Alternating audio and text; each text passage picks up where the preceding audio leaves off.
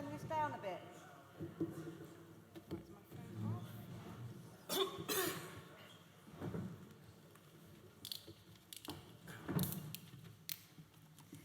Welcome, everybody. Thanks for coming to this Spikes conference. My name's Viv Regan. I'm the managing editor at Spikes. I never get tired of saying that. Let's kick it off. So, wow, what a rowdy year for politics so far. We've had Brexit, which is fantastic, obviously. If you don't... Oh, good. Oh, good. But look, if you're not quite sure, then read Spike's coverage, and we hope to change your mind. And then there was Trump, which is not fantastic, but the both of them have thrown politics up in the air, and that for Spikes is really exciting. It also means that we've got a lot of work to do. So people talk about hate speech, about traditionalists and conservative communities influencing politics for the first time in years. There's safe spaces cropping up everywhere, mostly in our universities across the UK. There's a kind of desire to cool down on any political heated speech. And there's also even a kind of glance towards us being able to make up our own minds. You can see this in Brexit and the US election, the kind of attacks on, low-informed voters, religious voters, poor voters. It's like we can't be left alone to make up our own mind. So, I think because of all of this, it's been a wild year. This is actually a fitting conference to be here today to discuss the future of some really important freedoms. For Spikes, these kind of freedoms point to our right, our ability to engage in public life, to make up our own minds, to know our own minds, and to speak and act freely. And these freedoms, some people are losing faith in these freedoms, but not for Spikes. We really, quite the contrary, we want to ramp up these freedoms, let's put it that way. We want to make them more real. So today, we're going to discuss freedom of conscience, freedom of thought, and freedom of speech, the thing that makes political and public life possible, and dare I say it, everyday life a hell of a lot more fun. So, let me pass you on to Tim, Spike's review editor, who's going to chair the first debate, and thank you all for coming. Thanks, Tim.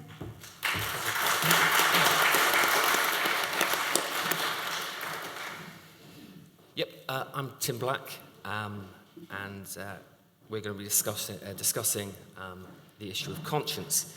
Now, over the past few years, I think there have been a kind of steady stream of cases where people have been sacked or prosecuted for discriminating against others, usually in the act of providing a service. And we kind of, I think we're pretty familiar with many of those cases. You think of the B&B owners who turned down, the Christian B&B owners who turned down a gay couple, or the Christian registrar who refused to perform a civil partnership. And there are plenty of other cases where you've seen similar acts of discrimination. And the discriminators in each of these cases have always invoked freedom of conscience as a defense. They claim that they were merely acting according to their moral beliefs. So I guess the questions are raised. Why should we defend discrimination? What if people's moral beliefs are not particularly moral, certainly in some people's eyes? And ultimately, I guess, why is freedom of conscience so important? Now, to answer these questions, we've got a fantastic lineup of speakers. I'm going to introduce them in the order in which they're going to speak.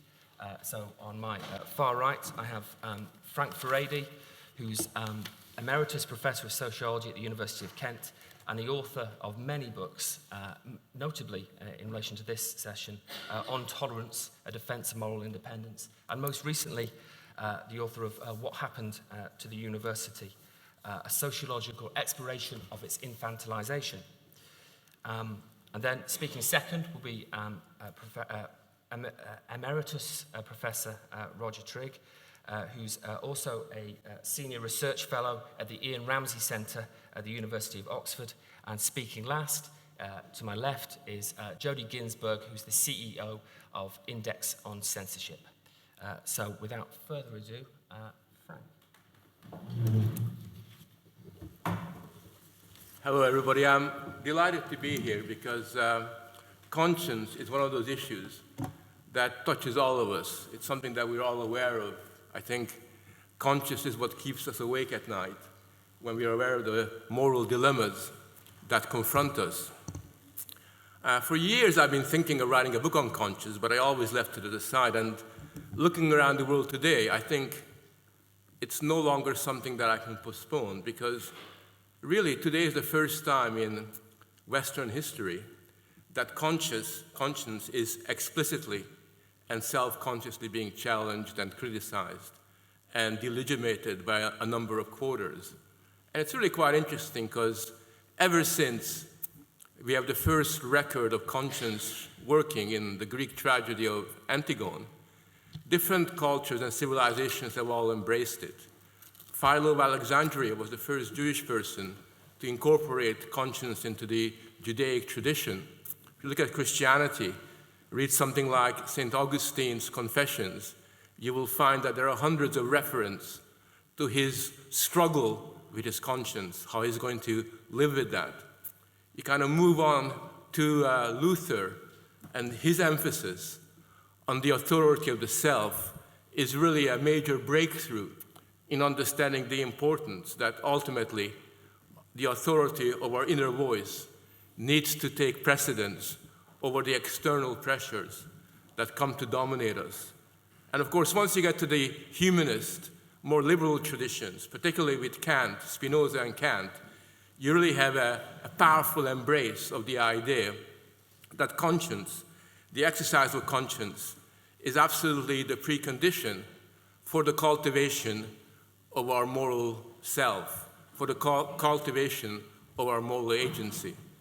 And that is something that we often forget when we have different views about different ways that conscience is exercised. And we forget the fact that at the end of the day, it is through being able to listen to our inner voice, being able to express what that voice communicates to us, that we have the capacity to, in the end, gain a degree of moral autonomy, something that's actually quite fundamental to the exercise of a democratic vision, to the exercise of a democratic society. Now, in today's conditions, we find that there are very powerful impulses and very powerful arguments that are exercised against conscience. And in particular, one of the most disturbing developments that I've experienced is the kind of shift in the imperative of censorship away from what you think to the attempt to pathologize what you think. And increasingly, in the 21st century, you will find that the domain of private thought, the domain of our internal beliefs, are becoming subject to a powerful trend towards trying to colonize it, towards trying to put it right, that somehow there are beliefs that you must have, not act in a particular way that society expects you, but you must even have the beliefs that are expected of you. And if you don't share those beliefs, then you basically are outside the pale of the community, that somehow we have a situation where unless you believe in accordance with a particular correct way of seeing the world, then you face a very major problem. And it's particularly ironic because we have this world where diversity is increasingly sacralized as this dominant value that you all sign up to. But just at the very moment when we celebrate diversity on paper, in practice, our society and American societies have become totally estranged from the idea of a diversity of opinion. Having the right beliefs is increasingly mandatory.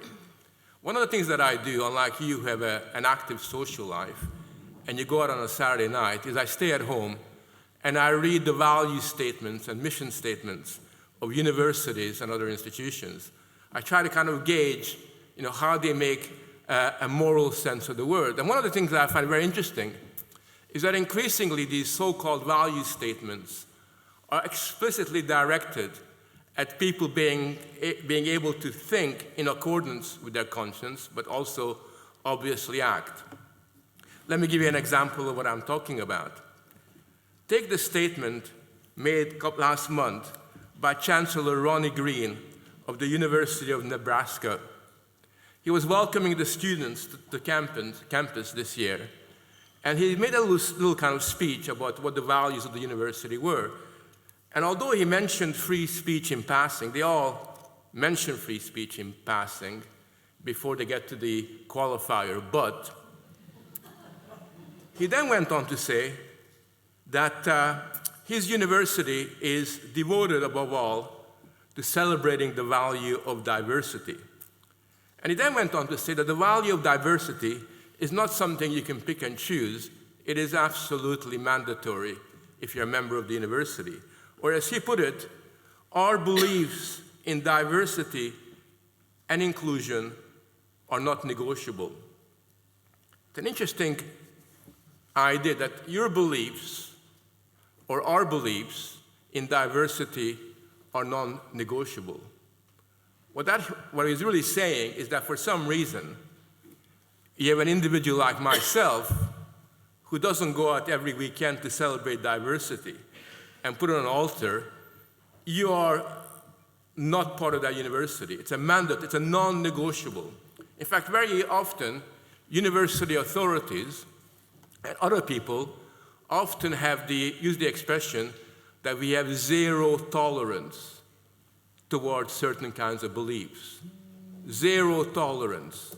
So if your conscience tells you to think along a particular lines that contradicts the universities or another institution's value statements, we will have zero tolerance towards that. And that, I think, is a very important development. What's also a very important development is in many institutions, particularly in the United States, but it's also now happening in parts of Europe, we're increasingly interested in censoring, or at the very least, managing the thought of people.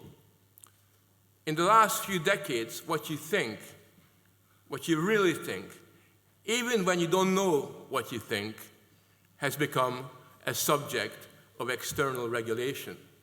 Take the concept of microaggression, which has emerged in recent years. One of the interesting things about microaggression is that it's based on the assumption that what is a real problem in our societies is not what you consciously do to another person, but what you unwittingly signal to that other person. In other words, your unwitting thoughts, you're not even aware of them. They are aware of them because they're very intelligent people, and they can see you inside in terms of your mind. So they're aware of your unwitting thoughts, and therefore, the minute that somehow your unwitting thoughts has been isolated and defined, they can become a target for aggression. And we now have a situation where in many universities, for example, in the United States, when you go to college, one of the first things you do is you go to an anti-bias workshop. You basically thought what kind of thoughts you're allowed to have. And as we kind of delve more and more into people's internal life, so it becomes a matter of public intervention, and your conscience is actually given very little space to be exercised.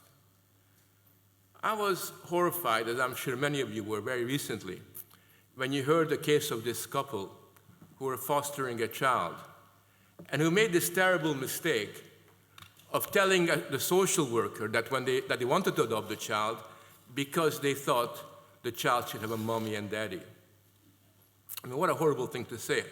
How unimaginable that your child should have a mommy and daddy. What kind of world do these people live in? Was probably the thought that went through the mind of the social worker. And because this unfortunate couple expressed those thoughts, which were very much in line with their conscience, they were told that they were not going to be able to adopt this child. Now just pause for a second. If we now live in a world where you gotta essentially censor every intimate aspect that comes from your imagination, from your conscience, if your inner voice becomes something that you're continually forced to curb, I think what we're saying here is that conscience now becomes something that we no longer take seriously, and that's why this particular meeting is so important.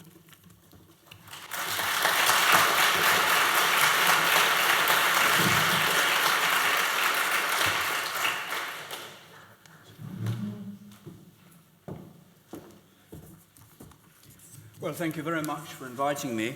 I regard this subject as being of extreme importance. Why? Well, conscience is the very root of democracy. Democracy assumes that we all contribute to the running of society to a greater or lesser extent, that we bring our judgment about what is right, what is good, into the common forum, and given that we will all disagree very much, I think, about many things, we have to come to some kind of agreement about how we will proceed.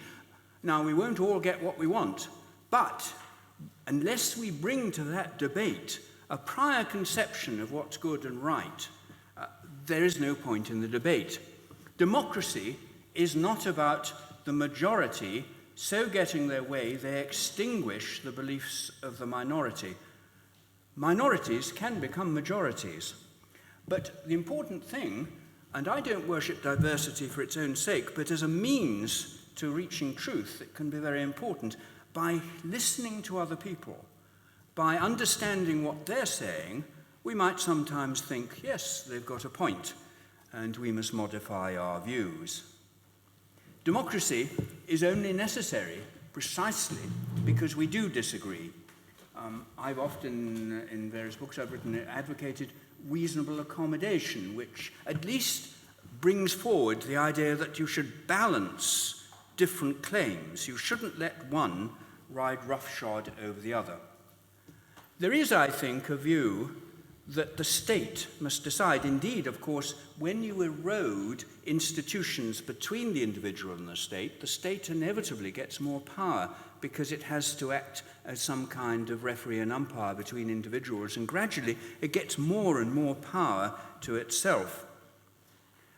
But if we live in a country where we're only free if the state grants us that freedom, we only have rights because the state decides that we do, we're on the slippery slope to utilitarianism. I believe that we are free, that we have a certain human nature prior to entering into relationship in a state. The state recognizes that freedom. The state should guarantee that freedom. And if it doesn't, then, as I've said, we're on a very, very difficult path. Last year, we celebrated the sealing of Magna Carta in 1215. Now, was King John granting rights and freedoms through his power? I think he was rather recognizing ancient rights and freedoms that had pre-existed him and which not only had grown up in Anglo-Saxon England, but I think were there because of recognition that that is what human beings are. Freedom is not permission. We shouldn't ask the state. The state should be reluctant to take away our freedoms and, above all, should nurture people's consciences. Otherwise, freedom is eroded and power rules. Conscience is enormously important. I mean, the classic example, of course, is conscientious objection in time of war. I'm no pacifist, but I do think it's terribly important we respect people who have that kind of conscience, and they're telling us something important. Now, there are lots of contemporary examples where, in fact, this is being eroded. We can talk about cakes later. Some people would think, well, cakes are pretty trivial, though, again, I think it's on a matter of a slippery slope. We'll be talking about Ash's Bakery perhaps again, but let me just quote something the Northern Ireland Court of Appeal said recently. It said that the appellants, this was in the judgment on the case, may not provide a service that only reflects their own political or religious belief in relation to sexual orientation. In other words, if you're in business, you mustn't exercise any beliefs you have, and preferably you shouldn't have them. Now this, I think, isn't a matter of who do you serve in a shop, or don't like that person, I'm not serving. It's my beliefs about what kind of practices I want to encourage, my worry about being dragged into complicity with that practice. Now, as I said, some people would think, well, cakes and messages on cakes aren't the end of the world. Can I just bring up the example of Canada at the moment? Last year, the Supreme Court in Canada ruled that what it coyly described as physician-assisted dying was somehow part of the Canadian Charter of Rights and Freedoms. Nobody had realized that before, though the Charter is a fairly recent one. But anyway, they unanimously, and I suspect they were really just reflecting liberal opinion of a particular kind, they were saying, yes, assisted suicide is legal or should be legal, so is euthanasia. Now, all right, and I think that doctors are given some protection through not being forced to kill people. But it's a very limited protection, and there's a great row going on at the moment in Canada about something called effective referral, because if people think that actually I went into medicine to save lives, not to kill people, being told you must just walk down the corridor and hand over a patient to somebody else who will kill them, even if they want to be killed, that isn't, in fact, what they entered medicine for, and they think they're being complicit in something they regard as evil.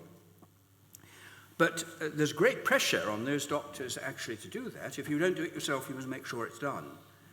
And pressure sufficient to say you're being unprofessional, must leave the profession if you don't do it. So even one's conscience about life and death is under threat. And it just shows once you let it just be just a little bit of a tweak of conscience on a little thing, it becomes big things. We'll be told there should be one law for all. Everybody should obey one law. But even Magna Carta, which I mentioned earlier, started off by talking of the freedom of the English Church in its first clause. In other words, it was limiting what it said to a certain area which didn't include the church. And I think there is a case sometimes for limiting law, not just thinking it has exceptions, but thinking that there are places the law shouldn't reach. Now, all this, of course, and this is part of a big issue, suggests that morality is not just a matter of preference. It's not just about me and my preferences. It's about what I think is conducive to the common good. It's what helps human flourishing. I'm bringing something to the debate. And I think that it's still important that we realize this. It's of the nature of democracy to allow debate, not to extinguish minority views. And we've already heard of what's going on in universities. I could talk a lot about that. But there is a tendency at the moment, amongst a lot of students even, to silence or wish to silence those who disagree with them. And that may deprive all of us of important insights.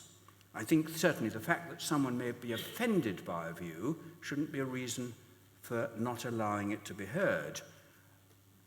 When I was in university and taught by a well-known atheist philosopher, I didn't actually agree with what he was saying, but it helped me come to my own views, and I thought that it was enormously stimulating to be confronted with challenges like that I had to answer. John Stuart Mill says that all silencing of discussion is an assumption of infallibility. And indeed, unless you're willing to listen to other people, and unless you're willing to think that perhaps I can learn something from them as well as tell them something, then there's no point in discussion. Indeed, there's no point in talking to one another. I think an unwillingness to respect conscience and to respect beliefs, in the end, results in the demise of democracy. Now, one thing about this, and there are problems, is just not everything I say matters to me can be regarded as a terribly important point of conscience. And there's always going to be a matter of definition, particularly in law, about what is really important and what just somebody is being awkward about. I suppose that's why very often the debate centres around religion, because that's almost by definition what people consider most important in their life, whether they're affirming a religion or denying all religion. They're talking about human destiny. And so that's really important. So I'm not saying that every time everybody says that's against my conscience, you must accept what they say. One has to be reasonable about this. But I do think that on important issues, and one can, I think, more or less see what is important, life and death certainly is, then we ought to respect people's conscience. And another issue, which I think will probably come up later today, is, are we only talking about the conscience of individuals, or what about the conscience, if it has any, of corporate body? What even of the conscience of the state? I don't believe there's such a thing as neutrality in morality. So the idea that the state's a neutral umpire is, I think, very questionable. The idea that business can somehow operate in a moral vacuum is very questionable. It's probably, if it thinks it's acting in a neutral way, it's probably acting in ways that many people would think is rather immoral. But that's a big question. But let's not be too fixed on just the conscience of an individual. Actions by groups also have effects. Well, I look forward to the rest of the discussion. Thank you very much.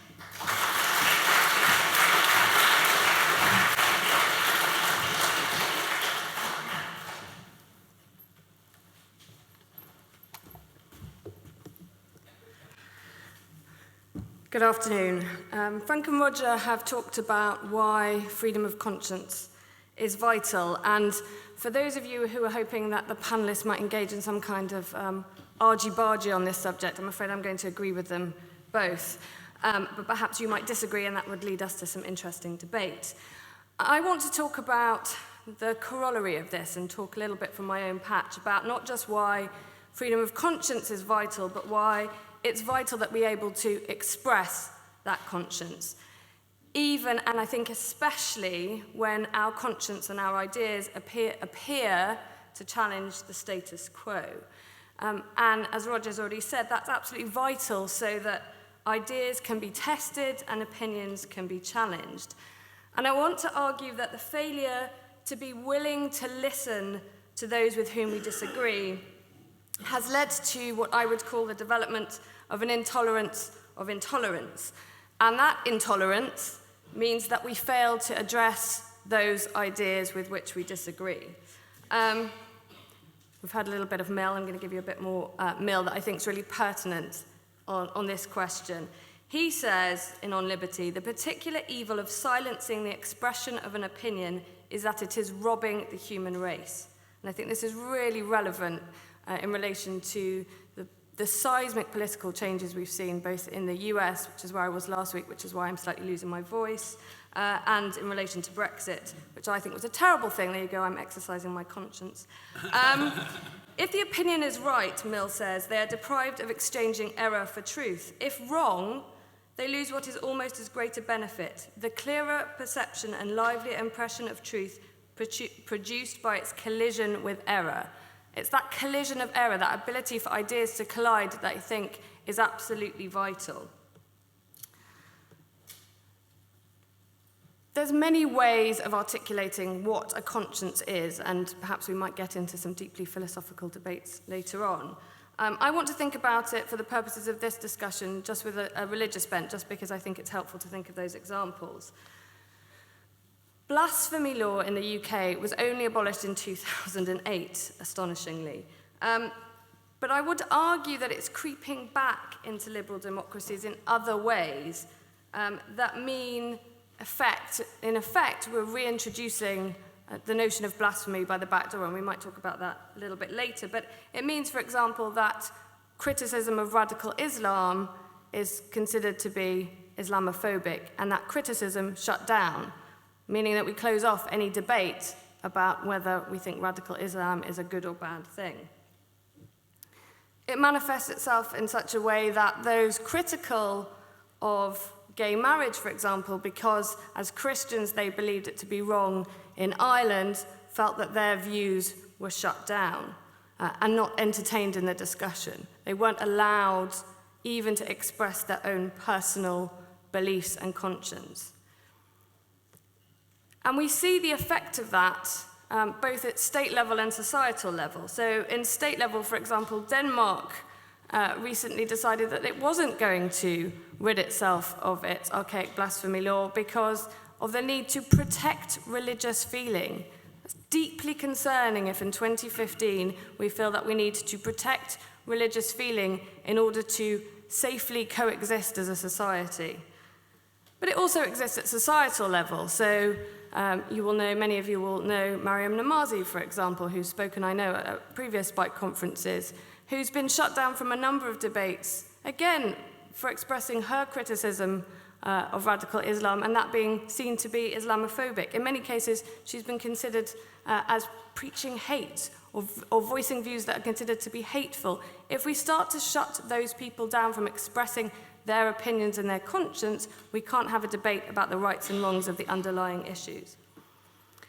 And then, of course, that societal wish for us to protect one another from offending one another's feelings in the name of conscience then gets encoded by higher powers and higher bodies. So, notably, our favourite love-hate figure, Tony Blair, for example, recently, in his position in the EU Council on Tolerance and Reconciliation, discussed, for example, the possibility of criminalising prejudiced speech as group libels, and perhaps that we ought to have EU-wide regulation that said denial of Holocaust should be illegal. These are the kinds of encoding that mean that effectively we introduce blasphemy laws by the back door, and the ways in which I think we need to defend freedom of conscience, not just as our right to think privately in the privacy of our own homes, but the vital need for us to be able to voice that inner voice externally so that we can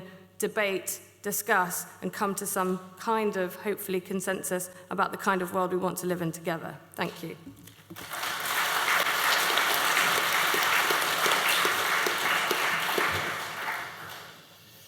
Now, in the spirit of John Stuart Mill, who a couple of speakers have already mentioned, it's your turn to confront the errors of the panel. So it would be fantastic if I could see a show of hands. I'm going to take, say, 4 or 5 questions. If you keep them short as well, that'd be great. Then we'll bring the panel back in. Okay, so over we go. Okay, there are two down here, towards the front. Just waiting for a microphone.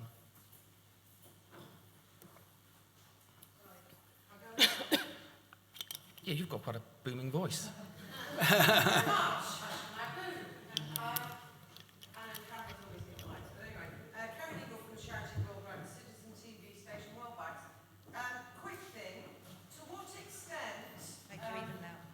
Make me even louder. Okay, to what extent is the Trump vote in America, sorry to raise it, it's on everyone's mind, I noticed none of you did, to what extent is that a sort of 2 fingers to the shutdown in terms of you're not thinking correctly, what Frank Frady refers to as correct thinking? You know, is it a backlash to that, as many journalists and writers have said, the opposition to sort of silently enforce or publicly enforce political correctness and the virtue signalling, which often means it, being a Hillary supporter, I'm not, or Trump, being a Hillary supporter might not be firmly held, but you would nonetheless vote and say go for Hillary to signal that you are more virtuous in your thinking and behaviour. So is the Trump vote a backlash? Second thing, because I know, Roger, in your essay, you did use the phrase tyranny of the majority. Is that a problem?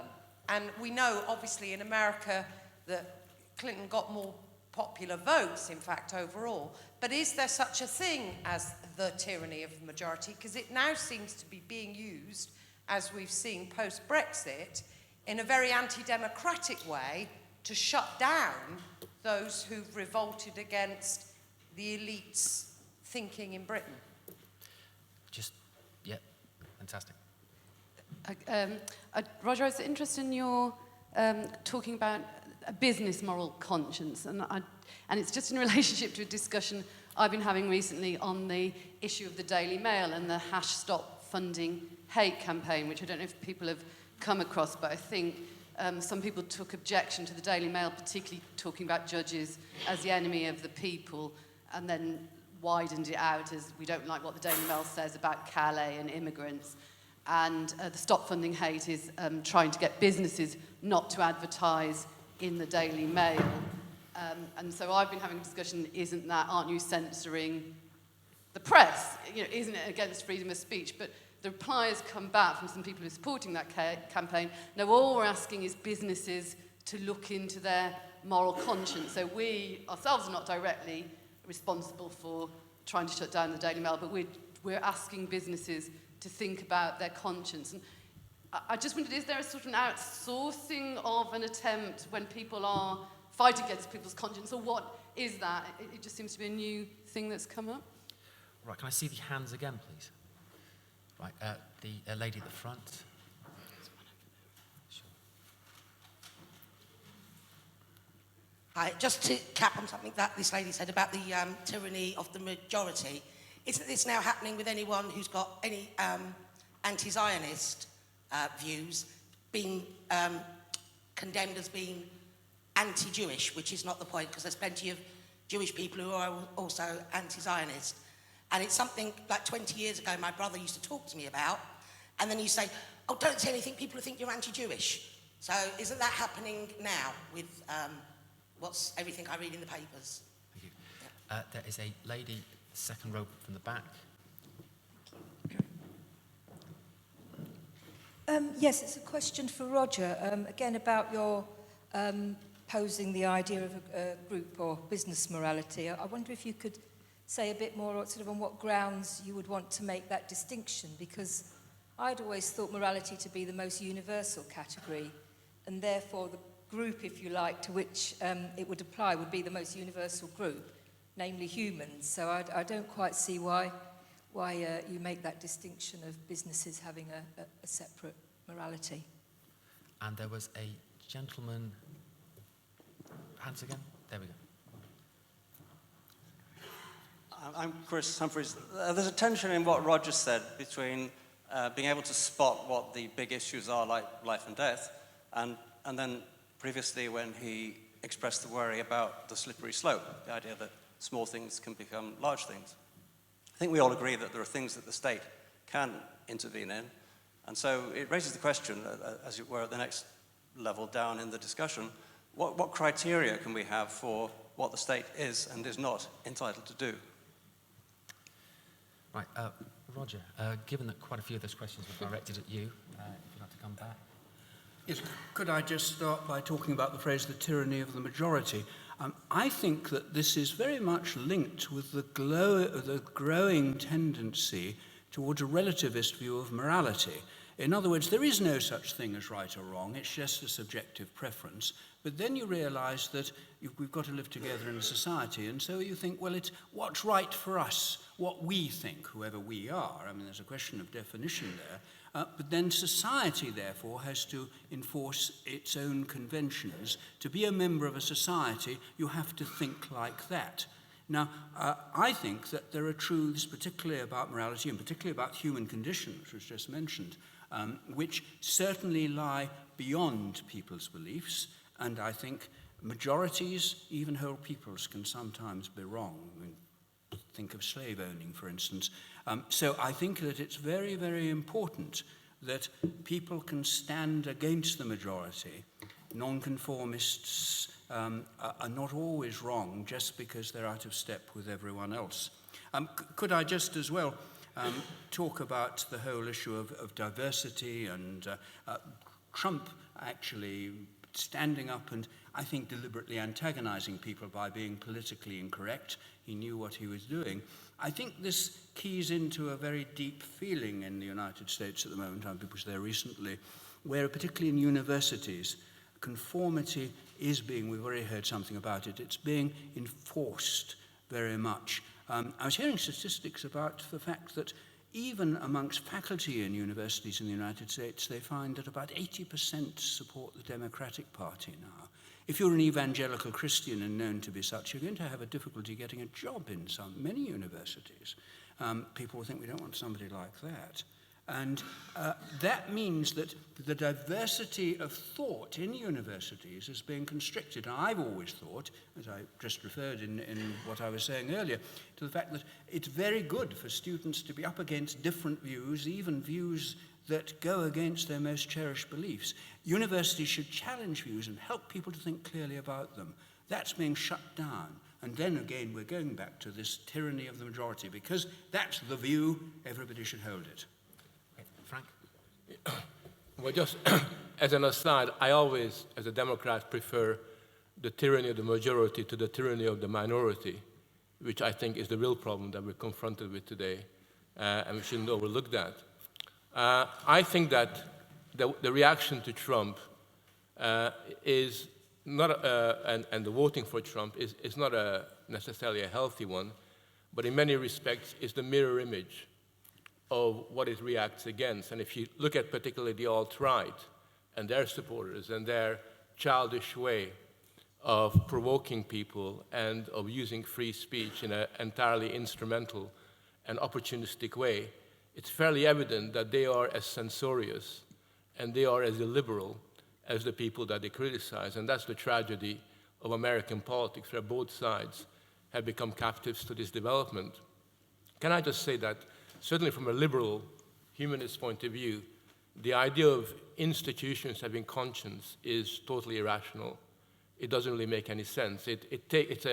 Unless you're using conscience as a metaphor that you take away from the individual and you apply it to an institution, I also think it's a dangerous irrationality, because what it does is it actually takes attention away from what is truly, really important, which is the capacity of individuals to think in accordance with their inner voice, and as Jody was implying earlier on, also to give an expression to that, to express themselves in line with their inclination. It's a way that we take moral responsibility for who we are. The relationship between conscience and moral responsibility in an individual is absolutely clear. In relation to organizations, unfortunately, it becomes rather confusing. And I think that's one of the important innovations that occurred with the rise of liberalism, of a more self-oriented consciousness, that the claims that organizations make to be the policemen or the guardians of conscience, I think was called into question. And I think we do need to move on. And I would advocate wholeheartedly that we explore a more liberal conception of conscience rather than one that is sort of rooted within institutions and organizations. Could I just very quickly say that, of course, the problem is, do individuals have to leave their conscience behind when they start to run an institution? I think that's where things get tricky. Well, it's tricky. I mean, the point is, you gave the example, if a doctor has got a problem with conscience, then that doctor can exercise their conscience by finding a different profession. I do think that there are limits. The point is that, for example, I'm a big advocate of the right to choose, and I'm also a big advocate of allowing doctors to be able not to do an abortion, to act in accordance with their conscience. I think both of those are really quite important. I also believe that if you work in a public hospital and you don't want to commit an abortion as a doctor, that's fine.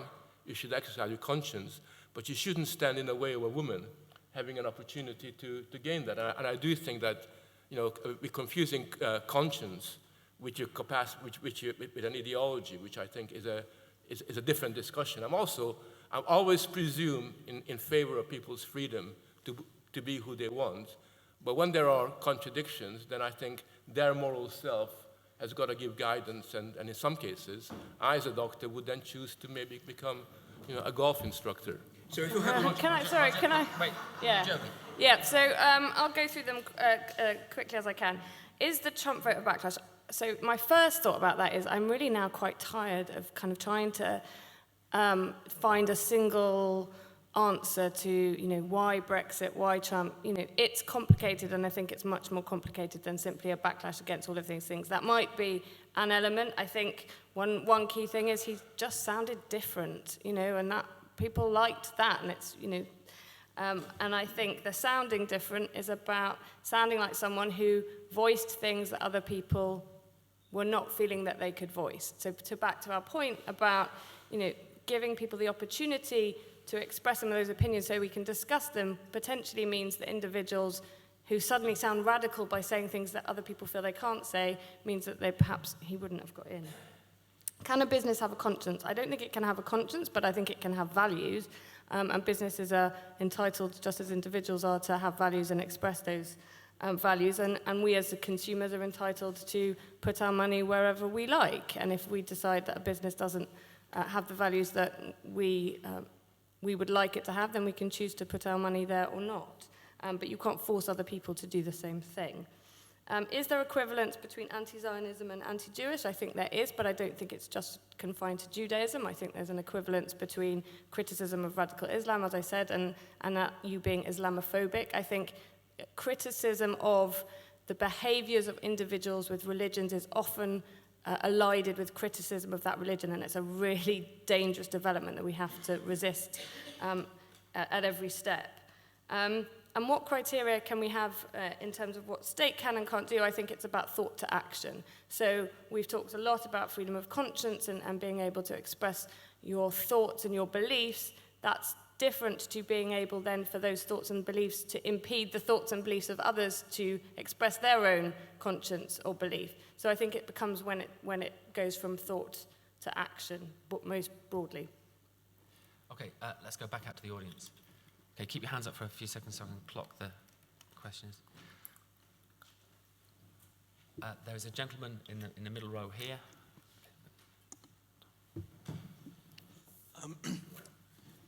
Just coming back, Thomas Chaco, I'm a barrister.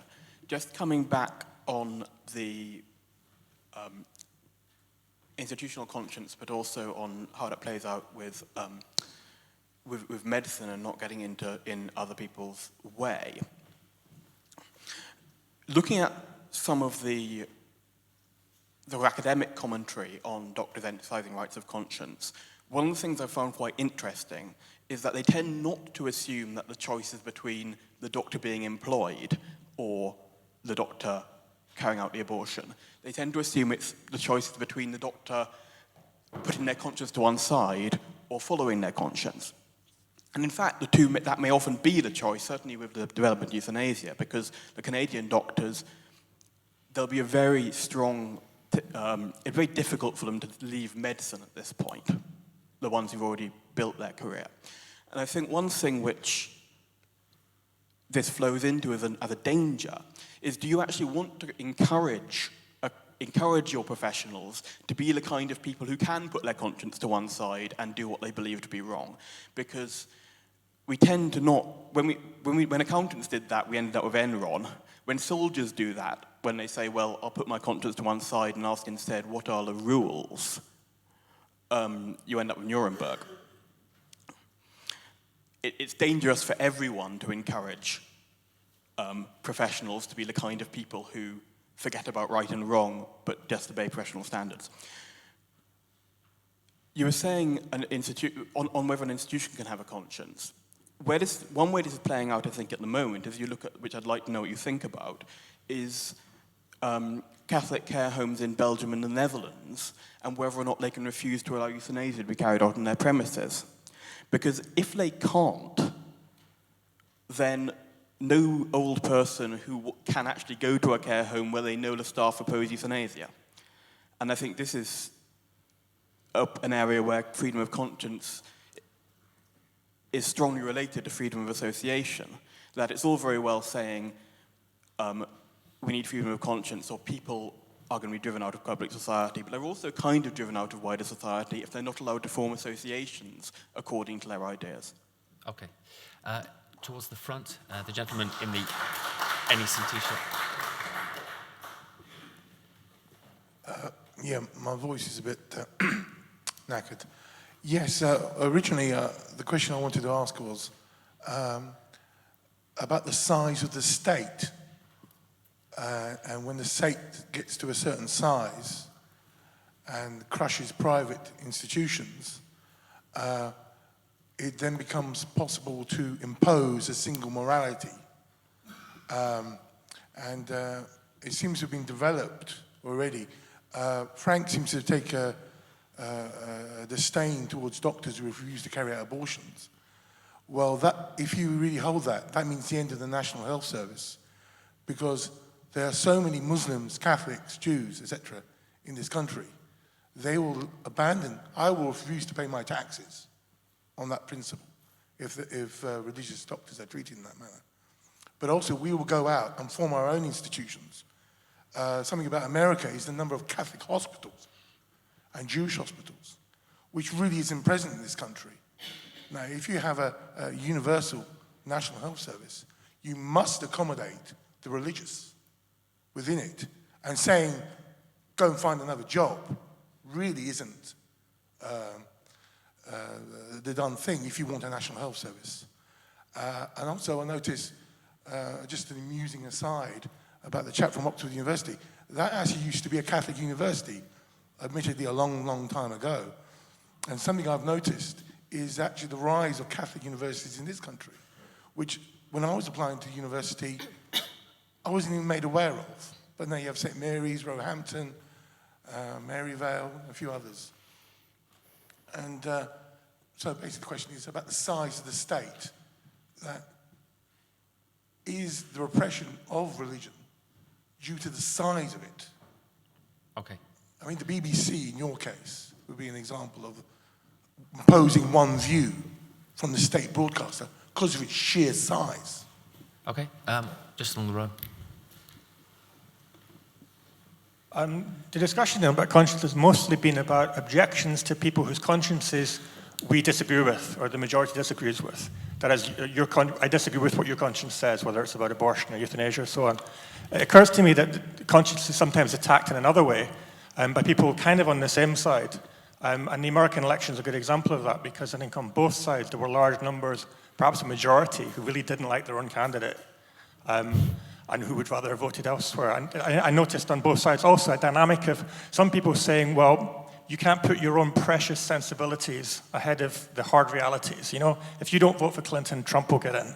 And on the other side, if you don't vote for Trump, Clinton will get in. And we shouldn't forget that for many people, Clinton was the worst case scenario. But I think it occurs to me, if everyone had actually voted with their conscience, then whoever had won would have had a greatly diminished mandate. And that would have changed things in a rather different way. So maybe I'm wondering if we should be more sympathetic to those people who do have precious sensibilities, who are kind of delicate about their own conscience and not willing to go with the kind of hard logic. Because when you go with kind of hard reality, that tends to mean going along with some kind of consensus that hasn't necessarily been very well thought through. So maybe as a kind of culture, maybe we should see more virtue in being the kind of conscientious outlier rather than seeing them as a kind of inconvenience. Okay, thank you. We'll go back to the speakers. Yeah. Frank?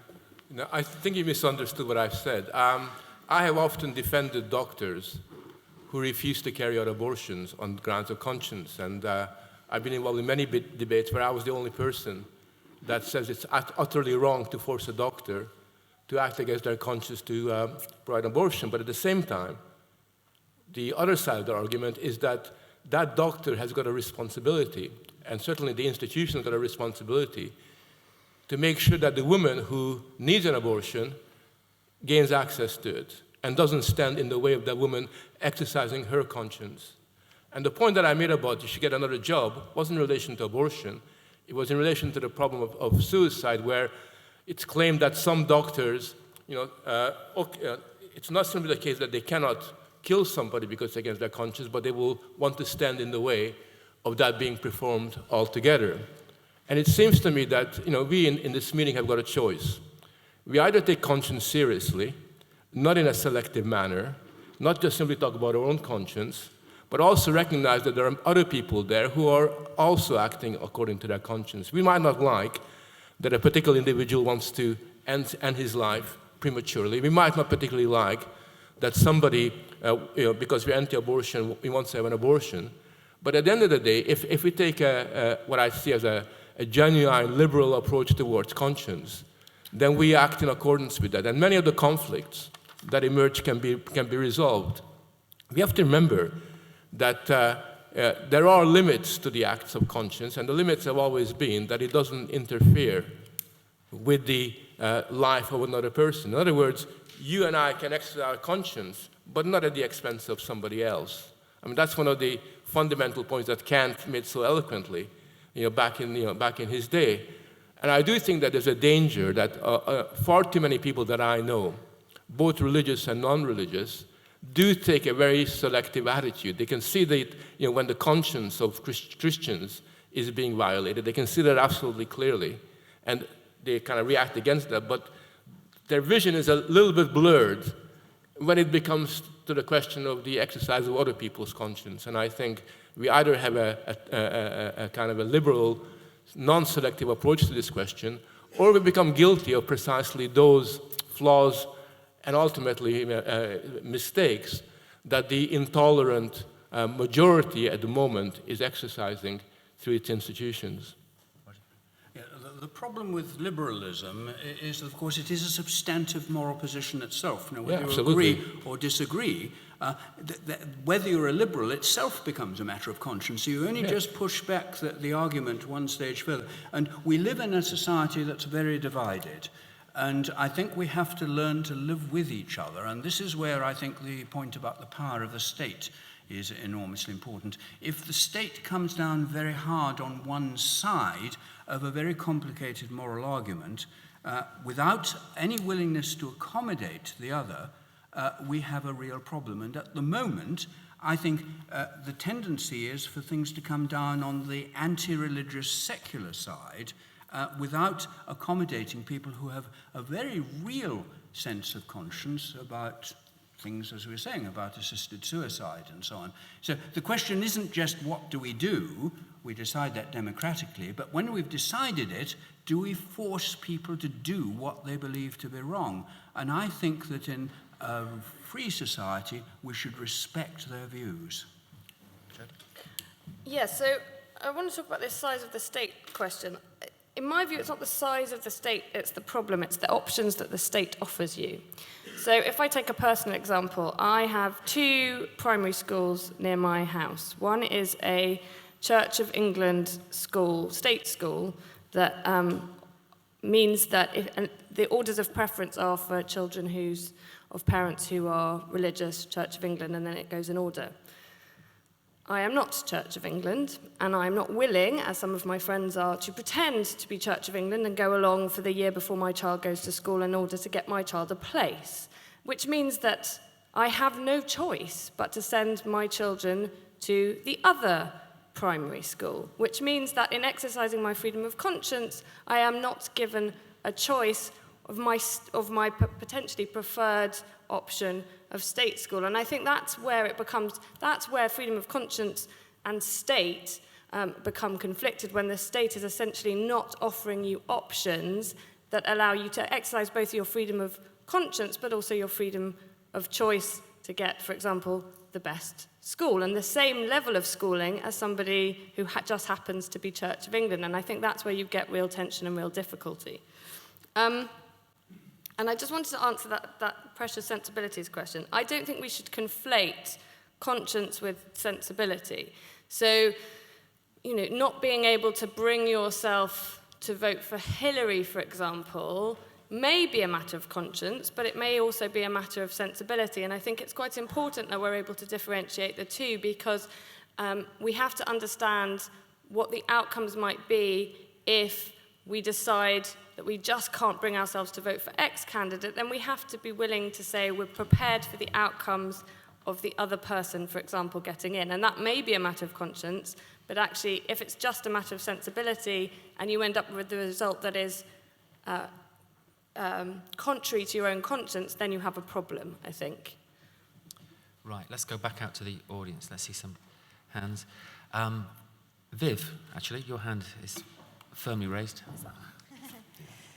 I might trip over myself on this one, but I really agree, and Spike spends a lot of time arguing for diversity, if you like, of thought in universities, and how you can only believe in one thing. And so, and for example, I really liked what this sociologist did when she spent 5 years in Trump land, as it were. And one of the things she said is that, I had an option of going in there and just thinking, you're going to arm me with lots of arguments for my argument, or I could turn my alarm bell off inside. And I really liked that phrase. However, is just being open all the time, not really making your mind up, is that in and of itself good? I know, Jodie, you're not saying this, I think, but there tends to be almost a tilt the other way, which is we've all got to be open to everyone. And in a sense, when we're talking about the freedom of conscience, real attacks is when you vehemently believe, when you really say, no, I'm right on this, and I'll listen to you, but I'm right. And it's then when people start saying, oh, no, you're insulting me. Oh, no, you're offending me. And there's a bit of me that wants to stick up with that, for that idea of just saying, you know what, I'm right, and this is what I believe. That kind of knowing your own mind.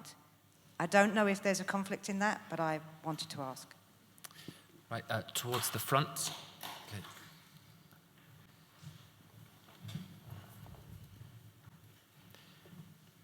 Thank you. Chris Sugden, Oxford Centre for Religion and Public Life. I think we're getting to the point where things need to be carefully nuanced in the discussion. For example, I'm Church of England, and the whole issue of Church of England primary schools is very difficult because there's a recognition that Church of England primary schools are very good. And then, so they get criticised because there are criteria for applying to them. So I think that I have a difficulty with that.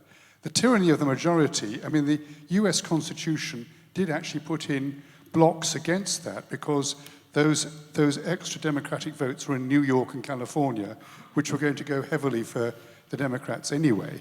It was precisely to stop that sort of thing happening, that the smaller states, the rural areas, get enough votes, etc., and California and New York don't decide everything. We are in an age, isn't the word of the year now post-truth? And that's what we're dealing with. It's not just that we can stand for truth, although we should, and those of us who believe there is truth that can be accessed, should continue to speak. But what we're actually dealing with is a society that thinks there are post-truth. And when it comes to the issues of conscience, a couple of us here went to hear Brenda Hale, the Deputy President of the Supreme Court, dismiss conscience out of hand at a lecture in Oxford about 2 weeks ago. But of course the problem is, what do you do with the conscience of those people who think they should kill infidels out of conscience? So there are nuances in this debate, I think, that do require some very careful. I'm delighted the debate's happening, but I think we've got to get to these difficult nuances. Right, there's a gentleman with the glasses just there, his hand up. I think one of the observations in recent times is this new trying to pathologise every opinion. So climate denial seems to be one. So if you listen to some of the world's most distinguished scientists who offer alternative hypotheses as to what causes warming, they're deniers, but you look at the track record. Ditto the same with, in the referendum debate, you find some bizarre, non-existent medical condition called europhobia, where somehow if you were against a set of undemocratic institutions, you obviously disliked everybody on the continent. Again, another bizarre development. And it's the same with Islamophobia, or Christianophobia. Somehow, if you don't agree with unproven theology, whether it's from the 7th century, the 1st century, etc., and the ability to criticise it in its extreme and moderate forms, or even insult it, as some people, some of the more vulgar people choose to do, again, it becomes a non-existent medical condition that the state seems to indulge. So I just wonder, why are phobias going up? And any advice for those of us who are phobia-phobic?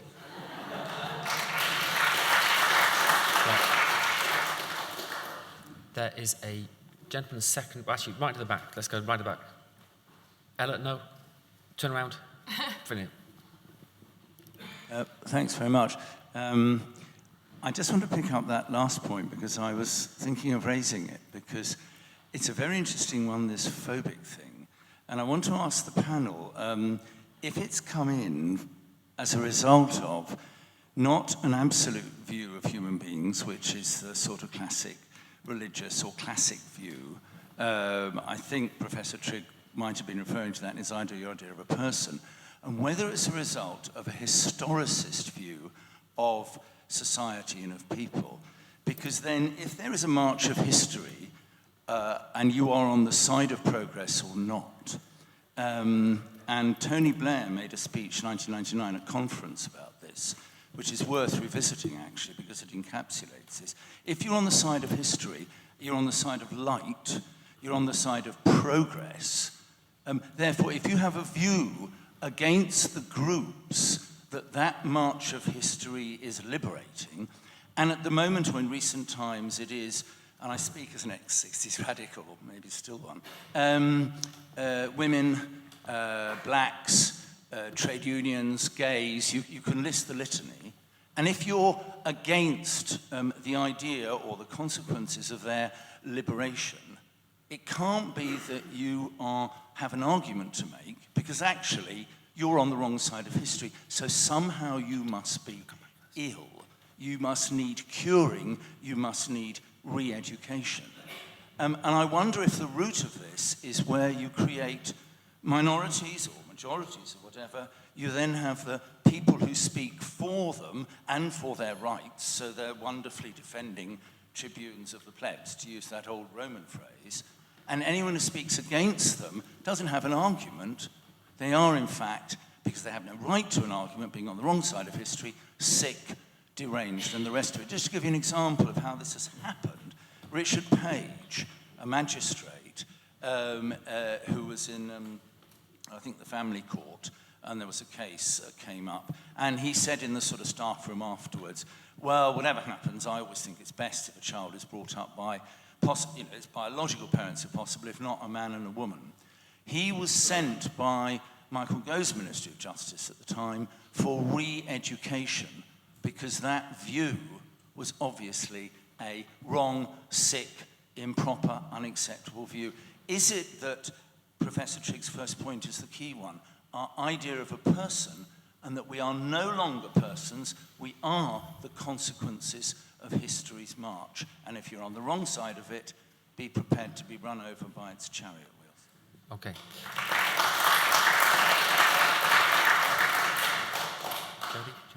Yeah, so I'll start with the Church of England question. Some Church of England schools might be very good. That's not my objection. My objection is that I don't think it's right that I should pay tax like anyone else and not have a choice of the school that I want to go to, if there is a choice, or just everybody goes to their local school regardless of their conscience, one or the other. But this way means that conscience means that I don't get the same choices as other people. I've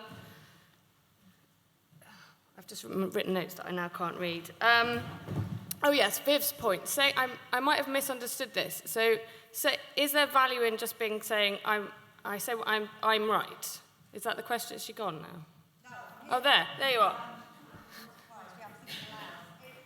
Is it? But is the question? Is there value in saying I'm right and not kind of being willing to hear the other side?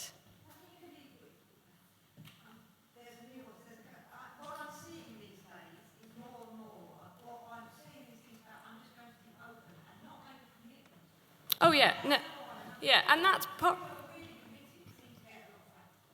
Yeah, I mean I think that's partly a problem of where we've got to, particularly in academic debate, is that people are more and more nervous about saying what they think, particularly if it's out of the status quo, and that's really problematic. And there is huge value in just being able to say, look, this is what I think, deal with it, as long as I think you're willing to hear someone else say the same back to you. And we've got less good, I think, at being able to cope with that difference and work out how we have a discussion rather than, me stand over here and shout my opinion, you stand over there, and we stop there, which is what I feel often happens. And we've got less good at just being able to state confidently our opinion whilst being able to listen to the other side. We seem to be good at stating our opinion, less good at then working out how we have a discussion about that without throwing rocks at one another on Twitter or wherever. I'm not sure about this March of History question, because that seems to me to suggest that you might look at it and say, well, apartheid ended, and it ended in one way. If you question that, you're a nutter, and but you could also just be a white supremacist, right? So I think it's more complicated than simply just, you might be on the wrong side, because there's legitimate ways to critique that. So that would be my comeback to that. Yes, on the question of commitment, it's something I've thought about for many years. I once wrote a book called Reason and Commitment, and the question is, can I be wholly committed to something and still realize there's another side, that people disagree with me? And of course, one ought to be able to. One ought to be able to bet one's life on something, but still realize there are other people who would be betting their life on something else, and be willing to converse with them. Now, the point about phobias is that these are conversation stoppers. If you say that's Islamophobia, it means I'm not going to talk to you anymore. We're not talking about this anymore. And there's no more threat to democracy than a willingness to shut down argument, which is, I think, all too often happening nowadays. In a democracy, we must, I think, argue with each other, and in the end, hope that our elected representatives can make decisions while still allowing room for people to disagree. Judges have been mentioned a lot. Can I just mention that one trend in our modern society that does worry me is the tendency to think that judges are like, in a sense, Plato's philosopher kings, that they know what's right and good, and when the rest of us disagree, they can decide. I mean, they're as much a product of their time and place as any of us. And I think that one ought to be very suspicious of judicial activism, which you find in a lot of Western countries, whereby judges, I think, are trespassing on what Parliament, Congress should be deciding. At least with your elected representatives, you can get at them and hold them accountable. With judges, you can't. And I don't believe they're infallible. They're there to administer the law as decided by Parliament, not to decide what Parliament should decide.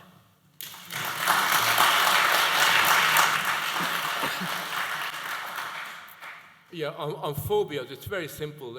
Phobia has become the secular equivalent of blasphemy, because we now medicalize people that we don't like, and phobia relates to this attempt to psychologically degrade the people that we're kind of criticizing. If we're serious about conscience, then we have to recognize two very important things. Number one, whether we like it or not, and in all circumstances, the exercise of conscience comes with a price. And there is no sort of way in which you can always exercise our conscience and believe that nothing is, it will be all right, we don't have to have any consequences to it. I think this is something that human history has shown us, that people who were prepared to struggle in accordance with their conscience were also forced to put up with the fact that they may have had to pay a very serious material or physical or cultural price for that.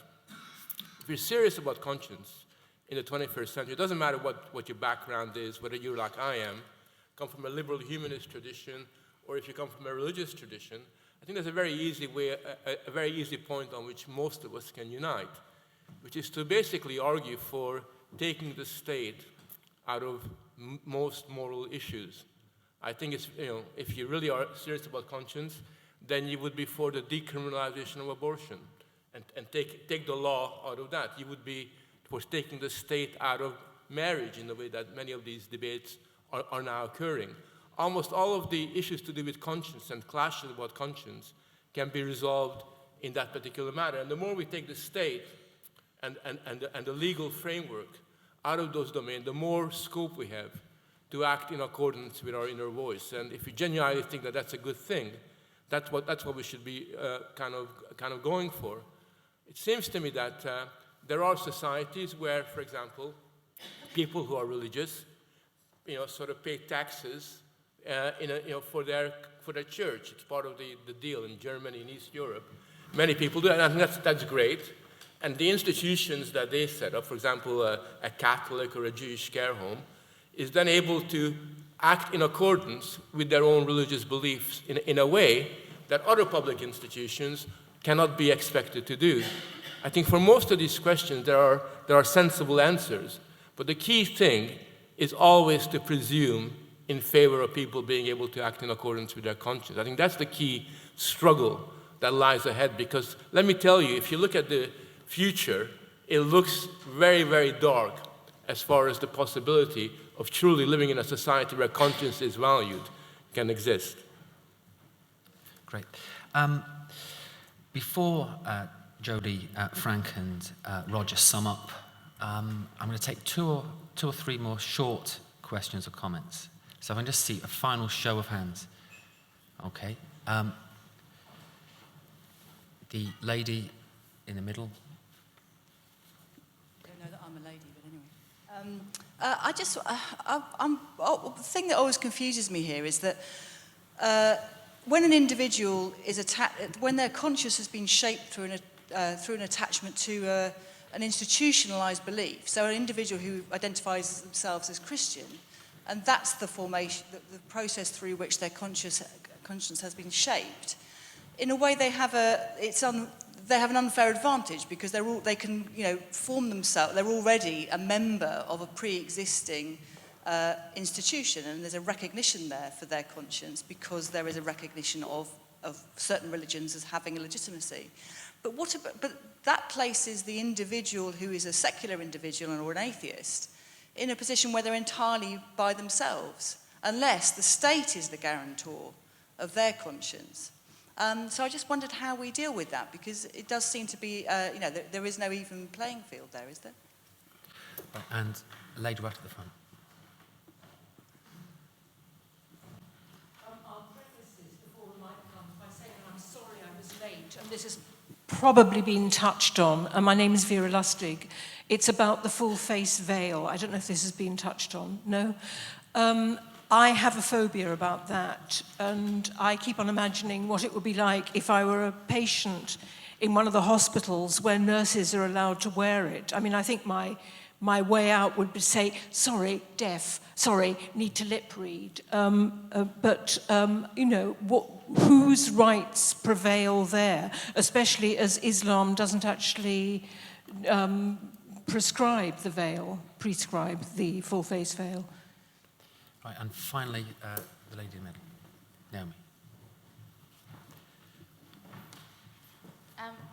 So I remember a story a few years back about Muslim employees in M&S, I think, who didn't want to serve pork to people in the food shop. And I think I'm right in remembering that M&S said, okay, fine, you don't have to. And whilst I would agree that a doctor shouldn't be forced to perform an abortion if they don't believe that they should, I'm not sure I could side with an employee who won't serve someone else pork because they don't believe it's right to eat pork. So I'm wondering where the line is on freedom of conscience, and at what point an employer has to respect their employee's freedom of conscience, and at what point they can say, no, that's the job. Okay, so our speakers are now going to sum up. Frank, do you want to go first? Yeah, on being an individual, I'm afraid that the exercise of conscience is always an individual matter.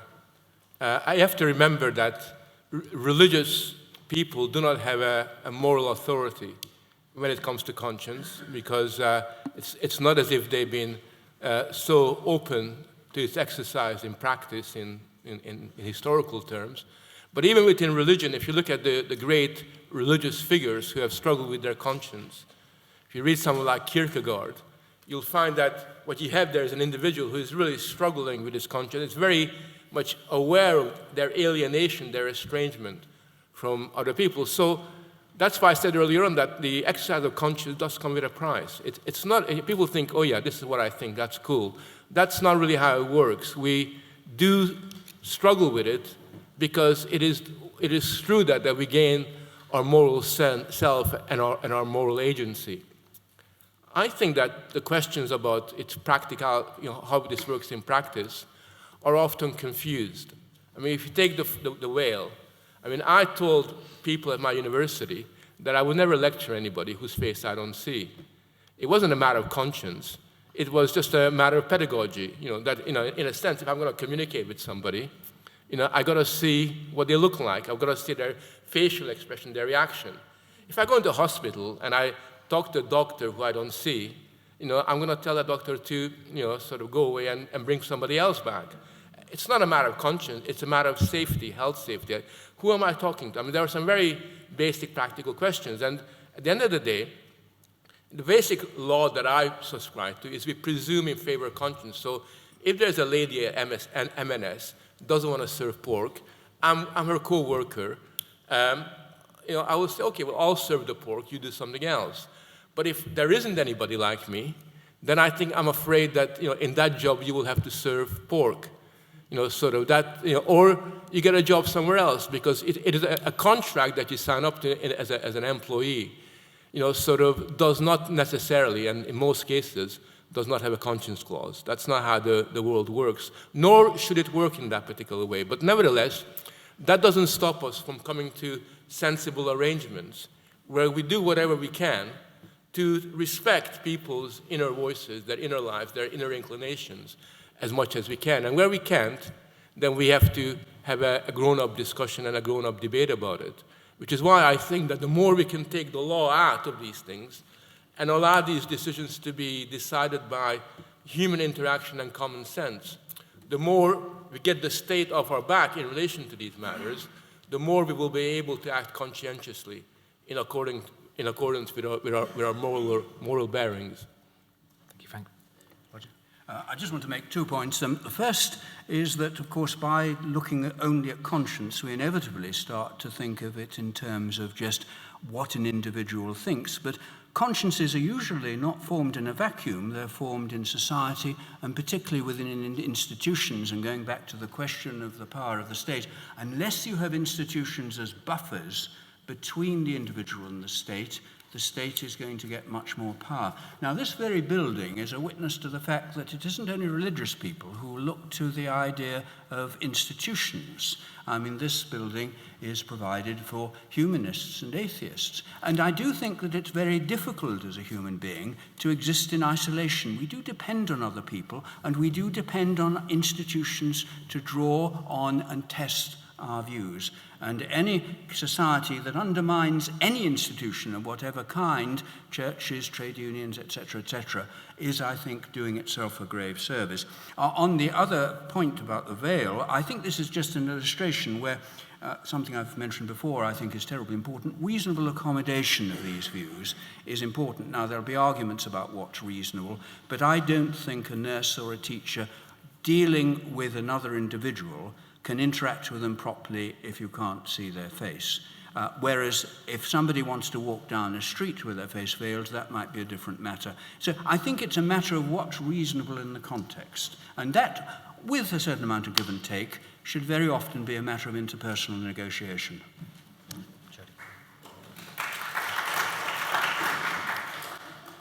So, indeed, I think the veil point and the point you made here is about freedom to think and how that translates in your ability to act, but also the ability of others to act and exercise their own conscience. And it's at that interplay that those things get manifested. And I think you have to be simply sensible about these things. If you are Jewish and decide that and your religion, for example, forbids you to handle meat unless it's kosher, you wouldn't work in a non-kosher butcher, because then that butcher wouldn't be able to operate, and therefore you would be impinging on the ability of that butcher to act. Similarly, if you were asked to be a religious studies teacher and you turned around and said, I will only teach creationism, that impinges on that prevents you from being able to do that job, and indeed on the ability of the learners to get what is expected from that position. And the final thing I want to say is, and this is a more general point about this discussion in general, I think what we have to be really, really careful of is having these discussions in echo chambers. I think in isolation. We've mentioned this thing about, this is my opinion, I'm going to stand here with my opinion, you stand over there. And I think even as advocates of freedom of conscience and freedom of thought and freedom of expression, we ourselves are often at risk of simply not hearing the people on the other side because we're so convinced that we're absolutely right, which we are, obviously. But it's there is a great danger in simply preaching to the choir, and I think we just need to be aware of that in all of our efforts. Thank you, Jodie. Big hand for our speakers.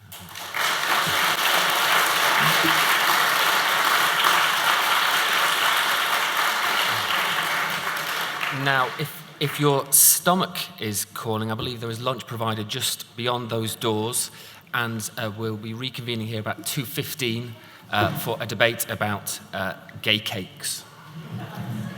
Will there be gay cakes? I want gay cakes.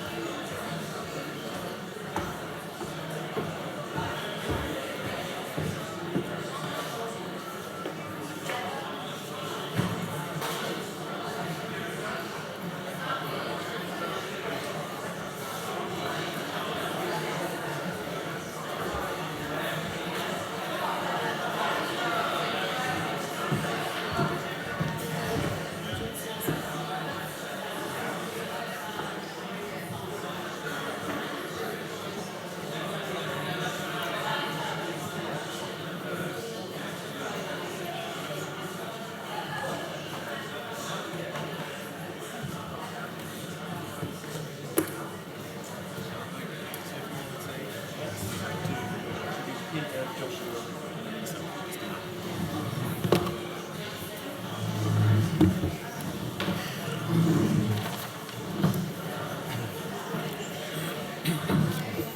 you. Like grab on this.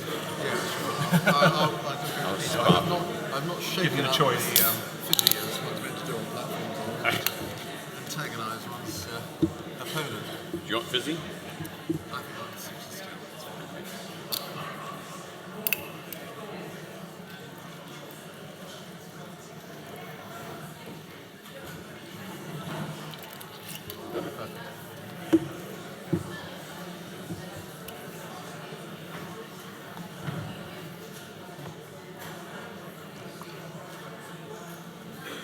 Simon, still sparkling?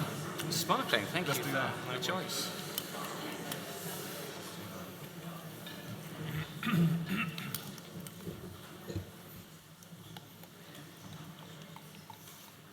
we go. Thank you.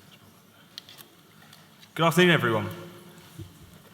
Thank you for coming back. Welcome to the second session of the day, The Cake Wars, When Equality and Freedom Clash. My name's Tom Slater. I'm Deputy Editor at Spiked. I'm delighted to be chairing this very topical session here today. So I'm sure many of you will be aware that the initial spur, or at least the story that's got everyone talking about in relation to this issue, is the case of the Ashes Bakery in Northern Ireland. A few weeks back, at an appeal court in Belfast, a judge upheld a previous decision against Ashes, a Christian-run bakery, that they had discriminated against a customer, Gareth Lee, when they refused to make a cake bearing the slogan, "Support Gay Marriage." So the MacArthur family, who run Ashes, claim that this is undermining their freedom of conscience, that they are effectively being compelled to express a view that they fundamentally disagree with, whilst Lee's case against them suggests that they discriminated against him on the basis of both his sexual orientation and his political position on gay marriage. So in some ways, of course, this is a case that sits in a very unique context. Finola Meredith, who's a columnist on the Belfast Telegraph, joked recently that only in Northern Ireland could people get so hung up on the sexual orientation of baked goods. But nevertheless, of course, this comes in a context of many similar cases, on both sides of the Atlantic, to do with perceived acts of discrimination, mainly on the basis of religion through adoption agencies, B&Bs, many other examples. And it also raises some fundamental questions in relation to, if we are to have freedom of conscience, does that entail the freedom to discriminate? Does equality necessarily mean ceding some of our freedom? But also questions of how we live together in society, how we have out our differences, and whether this kind of new wave of cases under the guise of being about equality, about tolerance, is actually moving us further away from that, perhaps kind of fomenting a kind of culture war, a kind of intolerance towards more traditional, old-fashioned beliefs. So there's plenty to talk about, but I'm delighted to be joined by a fantastic panel to do so. So I'm going to introduce them quickly in the order in which they'll speak. They'll each have 5 minutes, and of course we'll take it as quickly as possible out to the audience for your contributions. So speaking first on my far right is Peter Tatchell. Peter has been a campaigner for human rights, democracy, LGBT freedom for 50 years, and of course is the director of the Peter Tatchell Foundation. He defends free speech as a fundamental human right, and he notes that he's been arrested over 200 times, mostly for exercising his right to free expression. So that tells you something, if not all, about where he's coming from in this debate. Speaking after Peter to my immediate right is, there we go, good start. So after Peter speaking will be Joshua Rosenberg. Joshua is a writer, a commentator and a broadcaster. He's really Britain's best-known legal commentator and has contributed to a wide range of publications and programmes. He, of course, presents Law in Action, BBC Radio 4's long-running legal magazine, and this year he became the first journalist to be made an honorary QC, so it's fantastic to have him as well. There you go. And finally, on my left is Simon Calvert. Simon is Deputy Director for Public Affairs at the Christian Institute, a non-denominational Christian charity committed to the furtherance and promotion of the Christian religion in the UK. And the Christian Institute backed the MacArthur family in the Ashes Bakery case through its legal defence fund, and Simon has spoken and appeared regularly on TV and radio defending Ashes in that case. So, to kick things off, Peter, your 5 minutes, please. Well, Mr. Chair, I may be on your far right, but in terms of the audience, I am quite rightly on the far left. My starting point is that from my personal understanding of human rights, the Ashes verdict was a defeat for freedom of expression. And that's because freedom of expression is not only the right to express an opinion, but also the right to not be compelled to express an opinion with which one disagrees. As well as meaning that Ashes have been penalised for refusing to aid the promotion of same-sex marriage against their wishes, the judgment implies that gay bakers could face legal action if they declined to decorate cakes with anti-gay slogans such as oppose gay marriage, or stop LGBT equality, or cure gay people. Now, I don't think that a gay baker should be forced, under threat of legal penalties, to do that.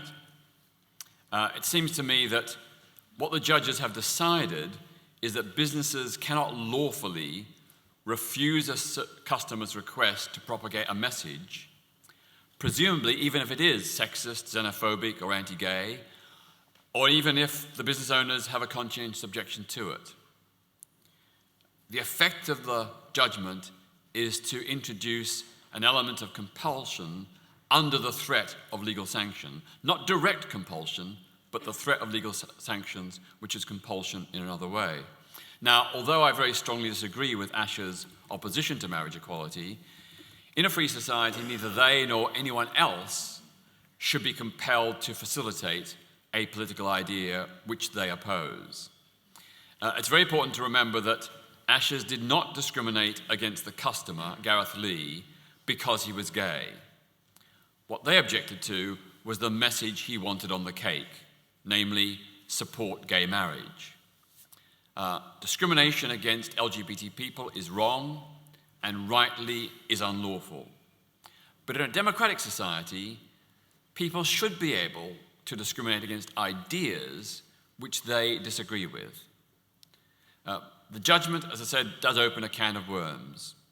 It could mean, for example, a Christian baker being obliged to fill an order from a Muslim customer requesting that the cake be decorated with the words, quote, "There is no God but Allah," or "Christians must repent and accept Islam." In theory, a Muslim printer could potentially be required to publish the cartoons of Muhammad, or a Jewish printer could be required to publish a book that propagated Holocaust denial.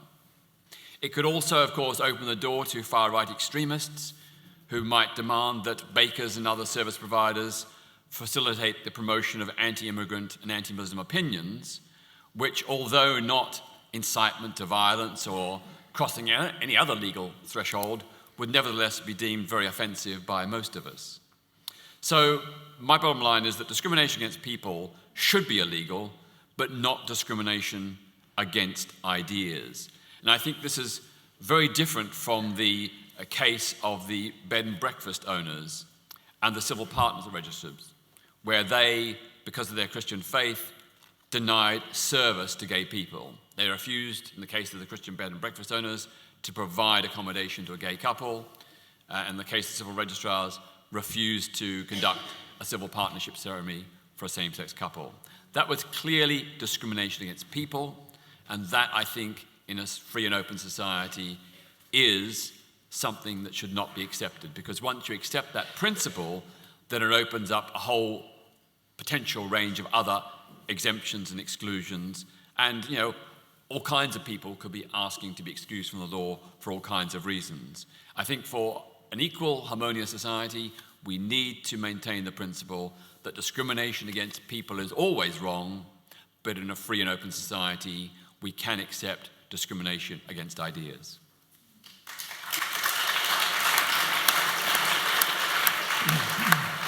Thank you, Peter. And Joshua.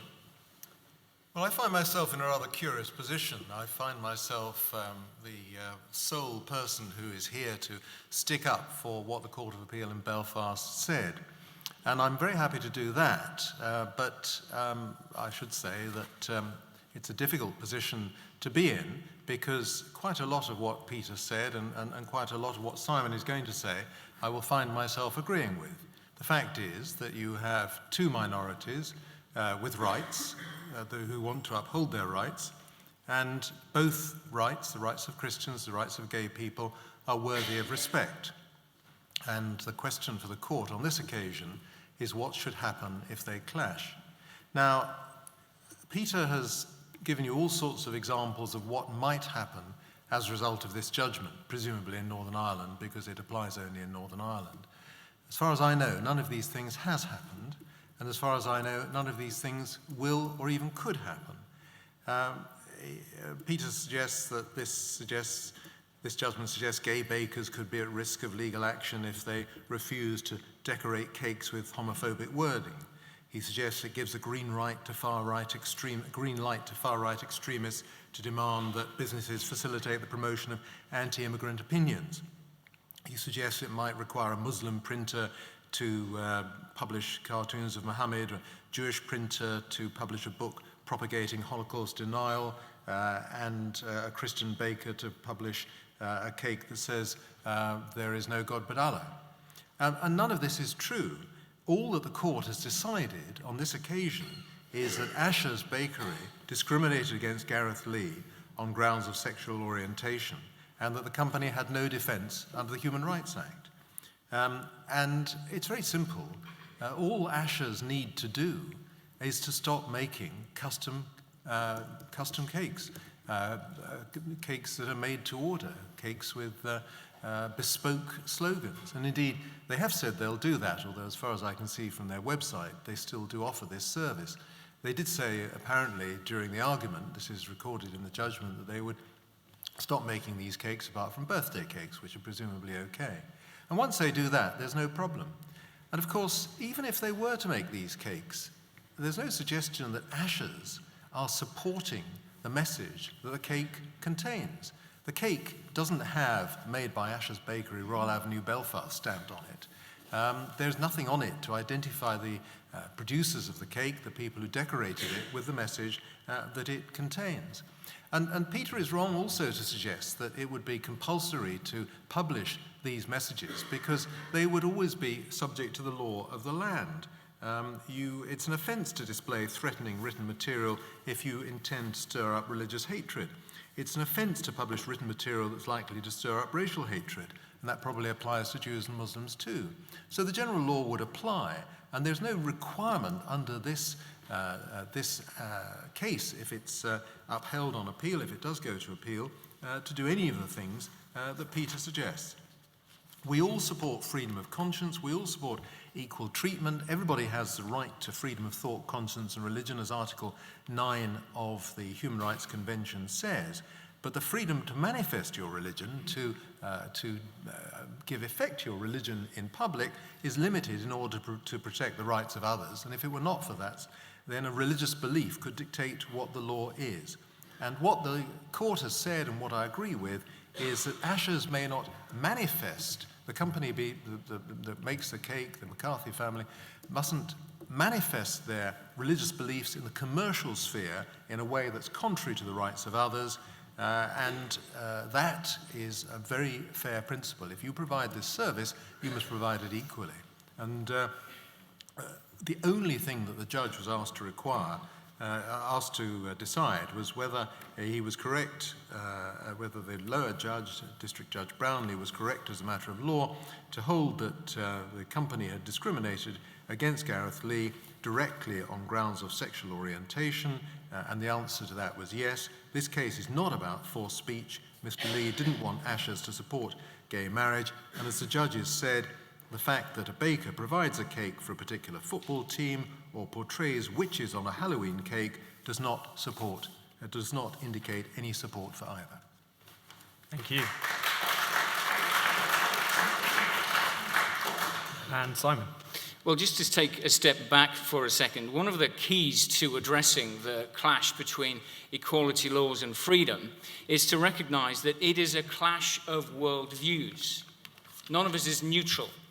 We all have belief systems which we use to account for the way things are and the way we think things should be. But there is a danger with equality law that some people, dare I call them the liberal elites, but some people think that their beliefs are unbiased. They think their beliefs are neutral, and so they think that other people's views, traditional views, religious views, views that are otherwise challenging, they think that those views are biased and therefore less valuable. And I would argue that they use equality legislation to impose their set of beliefs, and that is damaging free speech, and that is damaging freedom of conscience. You know, the MacArthur family deliberated for 2 days on what to do after that order came in for the Support Gay Marriage campaign cake.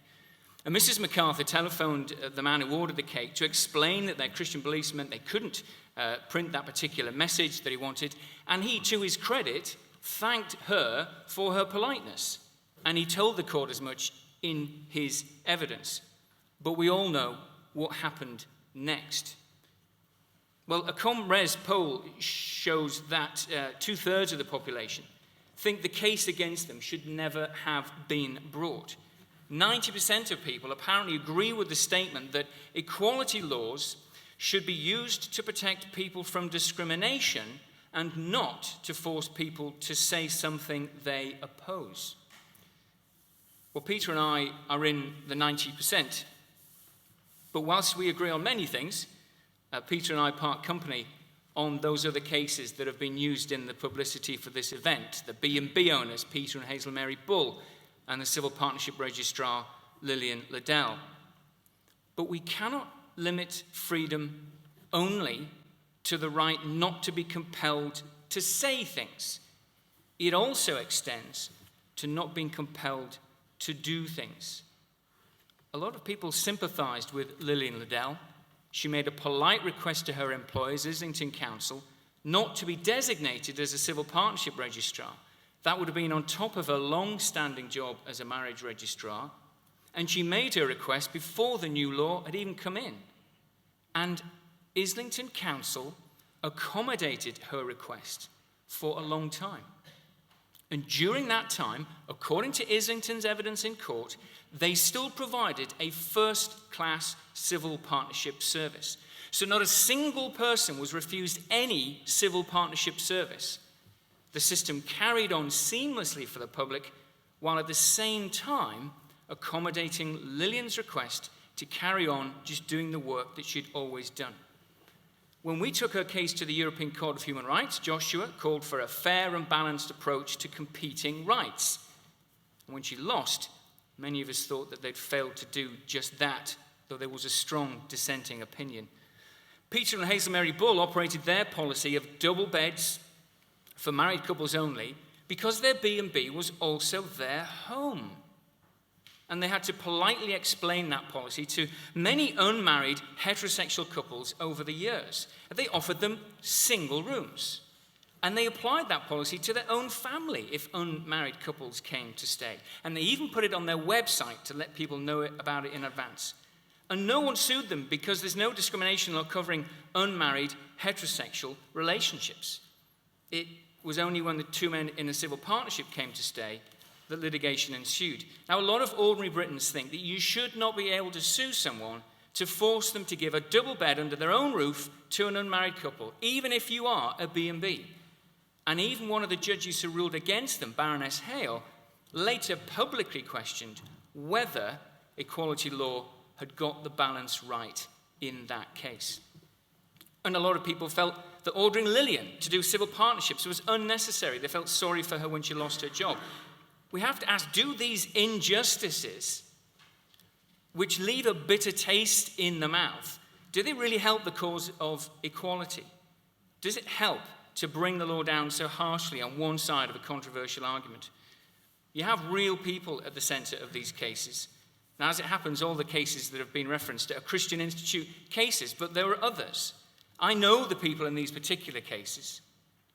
Those people dragged through the courts have all paid a high personal price. They didn't mistreat people. They didn't go out of their way to offend people. They were just going about their own businesses. And in each case, they didn't turn down a person because of an inherent feature of that person. The reason they didn't want to provide the particular service in that limited example, which was at cost to them financially, was because of deeply held, widely shared, long-standing, mainstream Christian beliefs. And my contention is that the law could have better accommodated them, made a little bit of space for them, but instead it punished them. So equality law must be changed. It was not handed down from heaven on tablets of stone. It was written by civil servants and politicians and campaigners, and people make mistakes, and that's why the law can be amended. Parliament is constantly revising existing laws to correct mistakes and revisit policy goals. So if equality law, well, it's just another law. And if it's causing injustice and misery, if it's taking away freedom of speech and freedom of religion and freedom of conscience, then it should be changed. Thank you, Simon.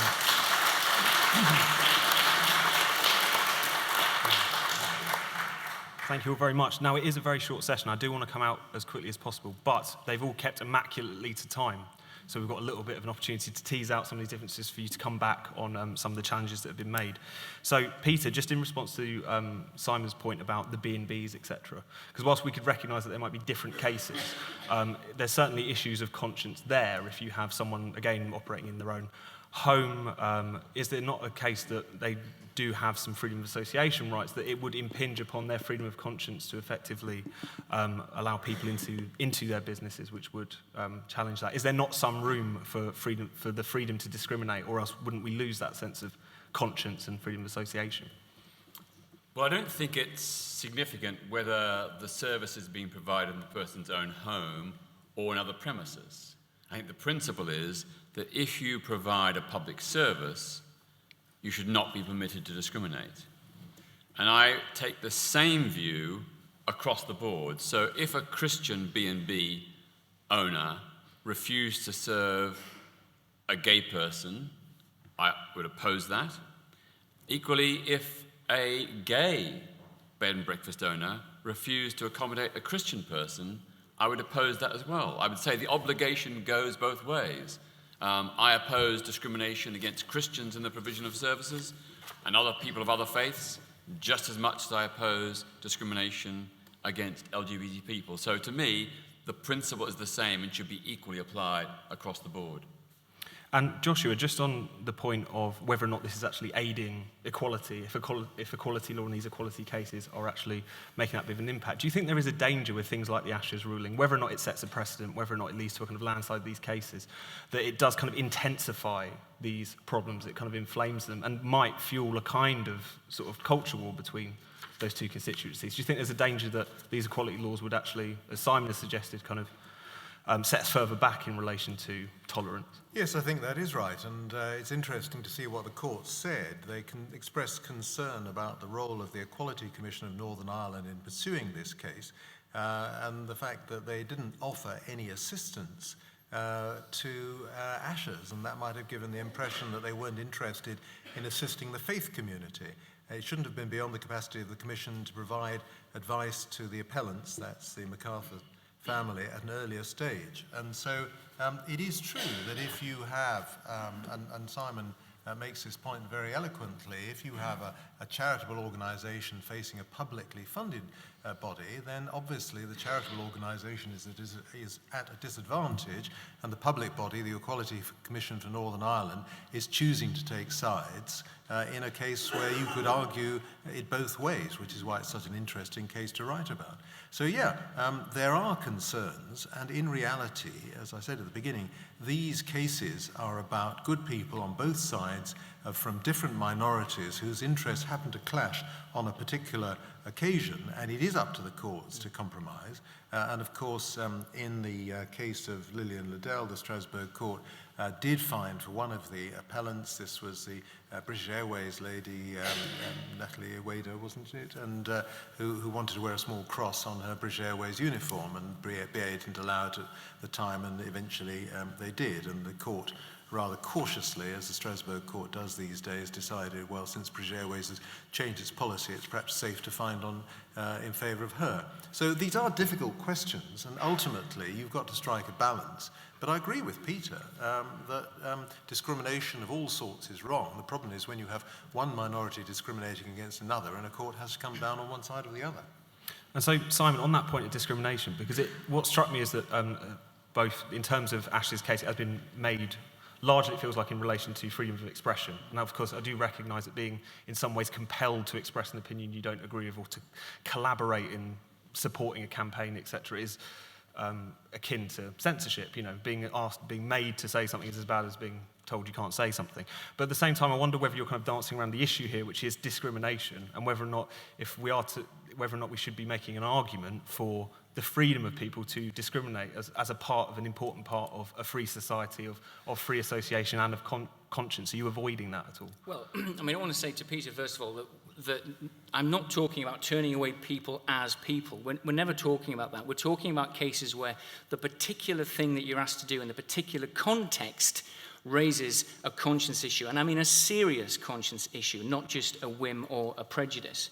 And I'm also talking about something which does not apply in 999 cases out of 1,000.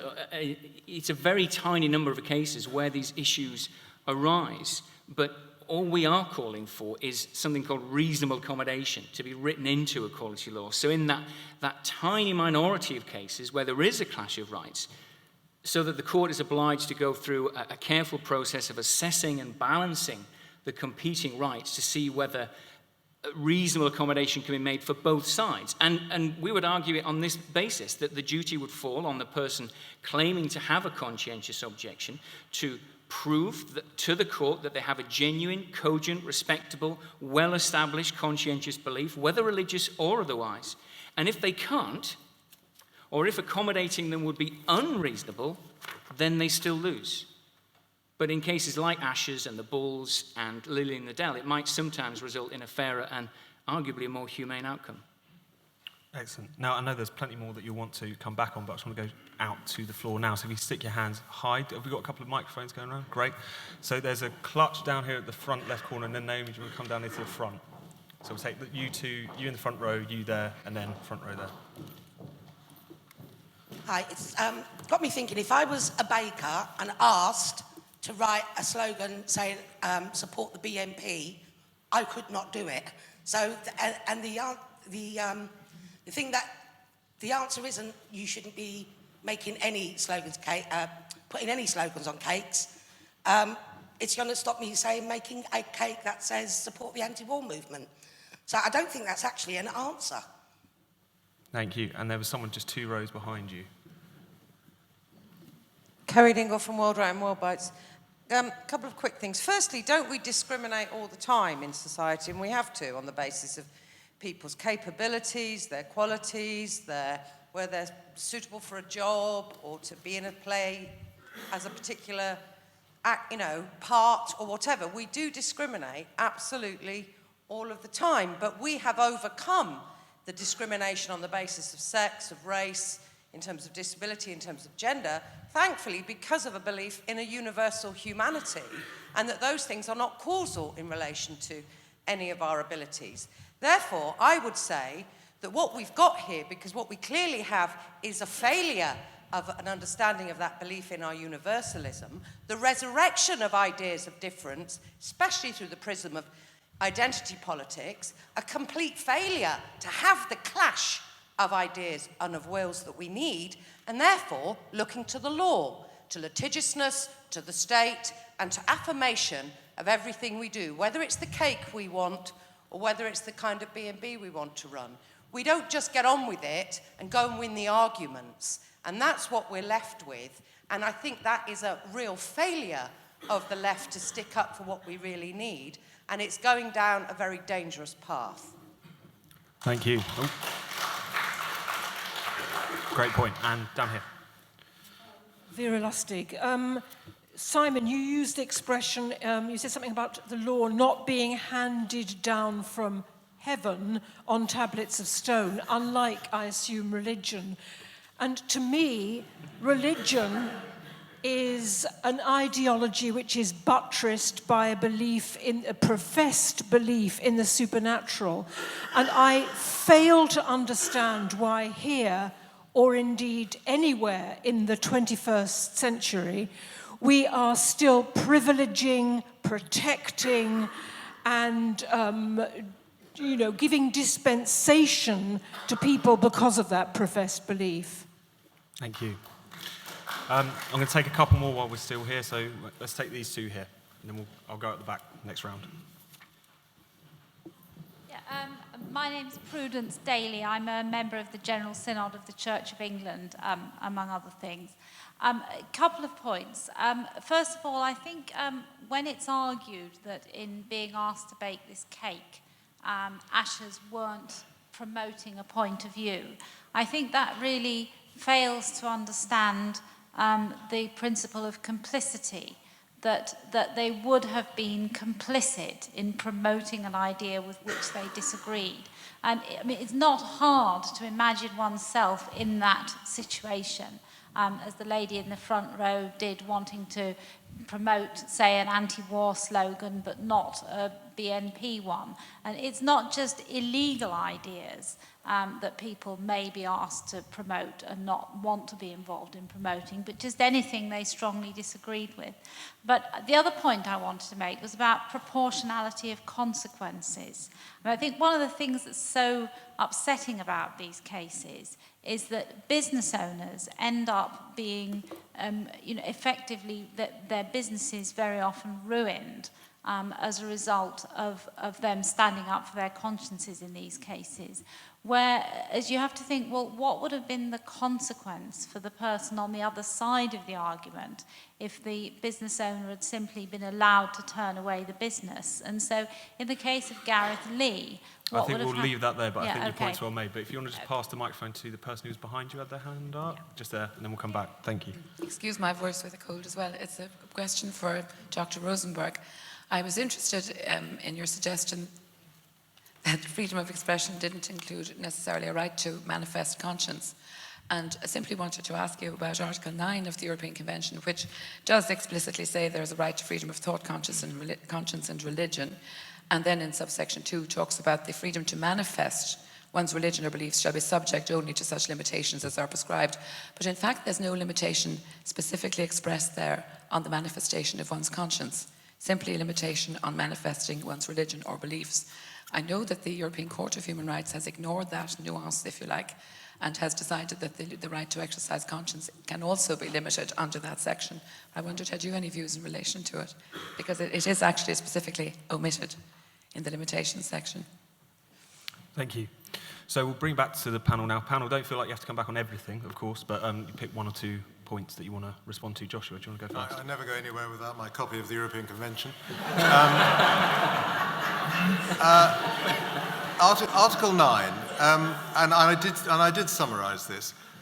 Everyone has the right to freedom of thought, conscience, and religion.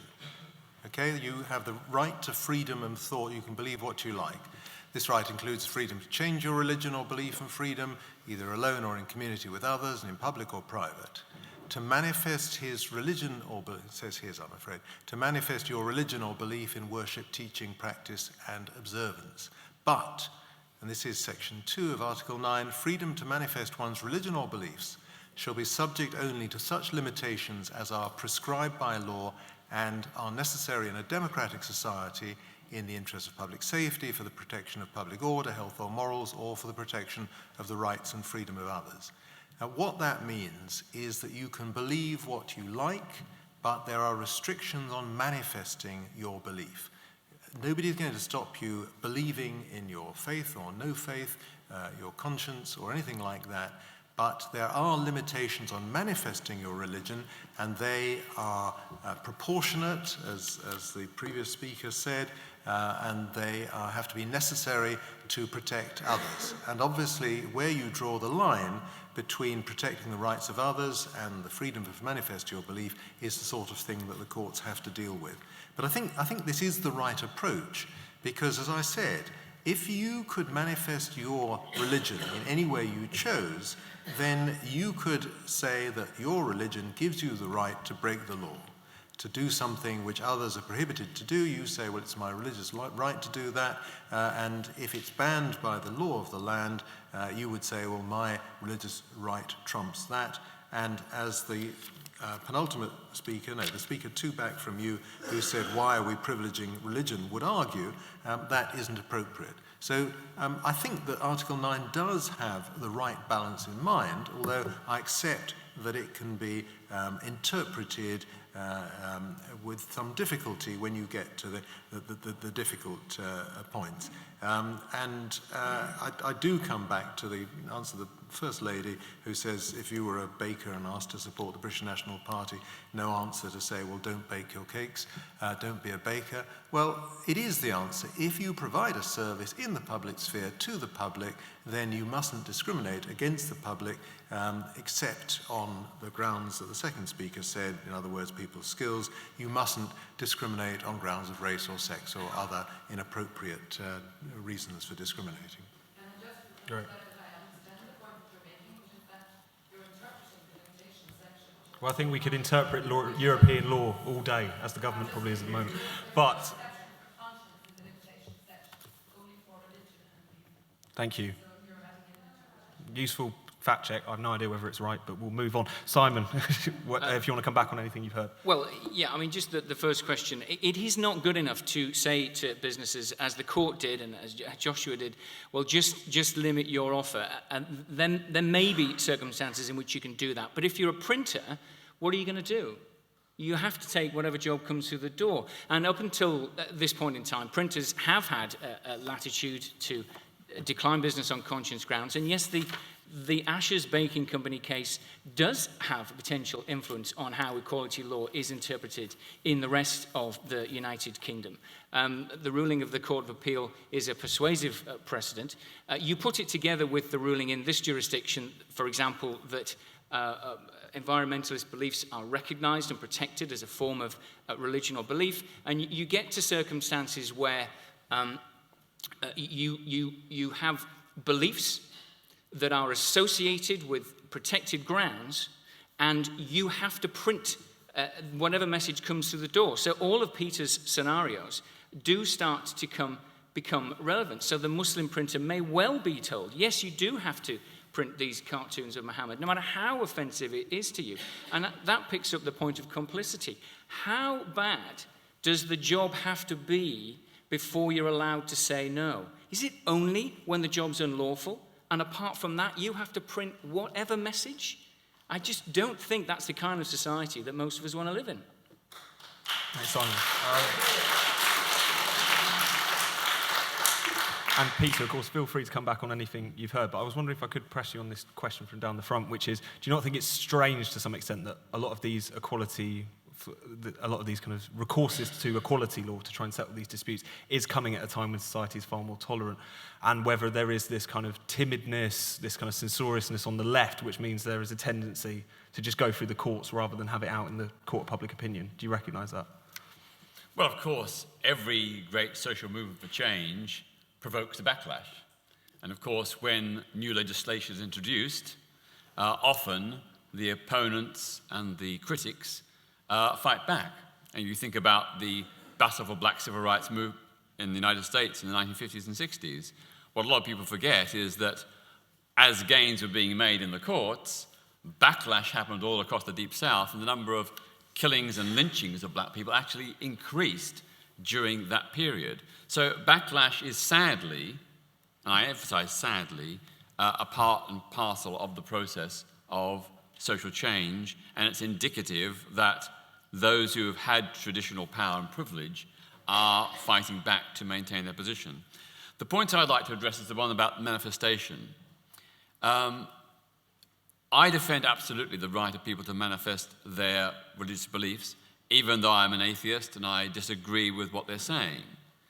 And there have been too many cases in this country where Christian people have, for example, manifested their belief against homosexuality by holding up signs like "Stop homosexuality, stop lesbianism," which was the case of Harry Hammond in Bournemouth about 10 or so years ago, and he was actually convicted under the law under public order law for committing an illegal, unlawful act. Now, he wasn't inciting hatred or violence. He wasn't using abusive language. He was expressing an opinion that I disagreed with, but nevertheless, I defended his right to say that and opposed the fact that he was prosecuted and convicted in a court of law. So the kinds of ideas or messages that could fall within the term unlawful or within an interpretation of the law is much more wide than I would like to see. On the question of should we be allowed to just have a contention of ideas, that people should be allowed to discriminate and say whatever they want and do whatever they want, well, of course, in principle, that would be great. But there are power imbalances in society. 30, 40, 50 years ago, there was a lot of prejudice against Irish and black people in this country, and lots of landlords refused to host tenants who were black or Irish. That was their freedom to discriminate. And thankfully, quite rightly, we've introduced laws to prohibit that, because that created a severe disadvantage for Irish and black people. When it comes to the issue of this particular court judgment in the Ashes case, one of the arguments was that Gareth Lee was, because he was gay, he was one of the people protected under the so-called protected characteristics. In equality laws in this country, there are, I think, 9 different protected characteristics which are explicitly protected against discrimination, whether it be, it's mostly in action, but sometimes it's been interpreted in terms of words as well.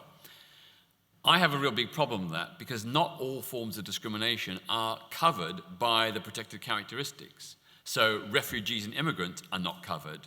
Travellers and ex-prisoners are not covered.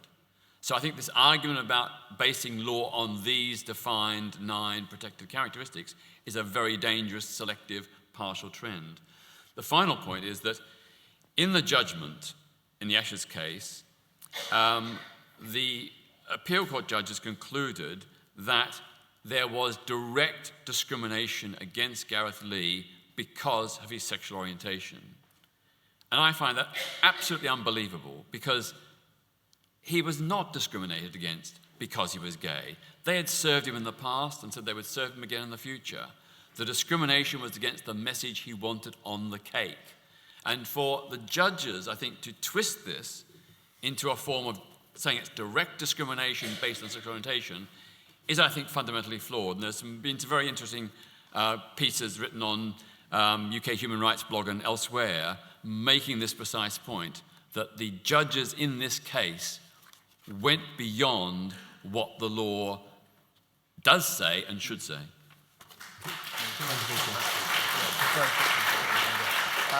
So just very quickly.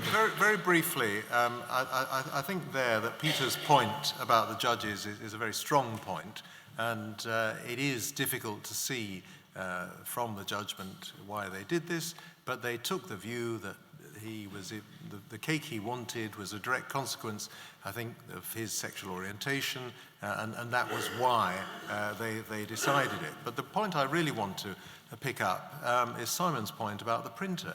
There is no obligation on a printer to print anything.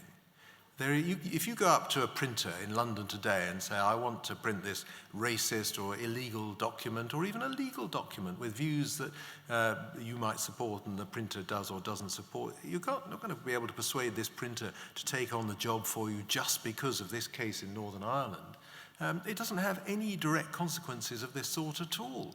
The only difference is whether this printer would be discriminating against you on the grounds of your sexual orientation.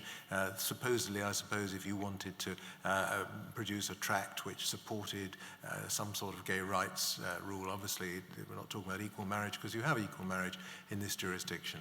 But you can't use this judgment to force printers to print anything, quite apart from the fact that I made earlier, which is that such a certain amount of what is proposed would be unlawful anyway, and you can't possibly force people to do that. You can sue him for not printing it. You can't, but there's no contract. You don't have a contract. You go walk into a printer and you say, I want you to print this. He says no. Discrimination law doesn't require a contract to have been formed. I'm as interested in contract law as the next man, but let's, in the interest of time, go back up to the audience. So there's two in the middle here, and then we'll go back. So if you want to pass it on there, and their names. It's very confusing because, I mean, if Mr. Lee was not gay, but had asked for that cake with that message, which way would the judgment have gone? And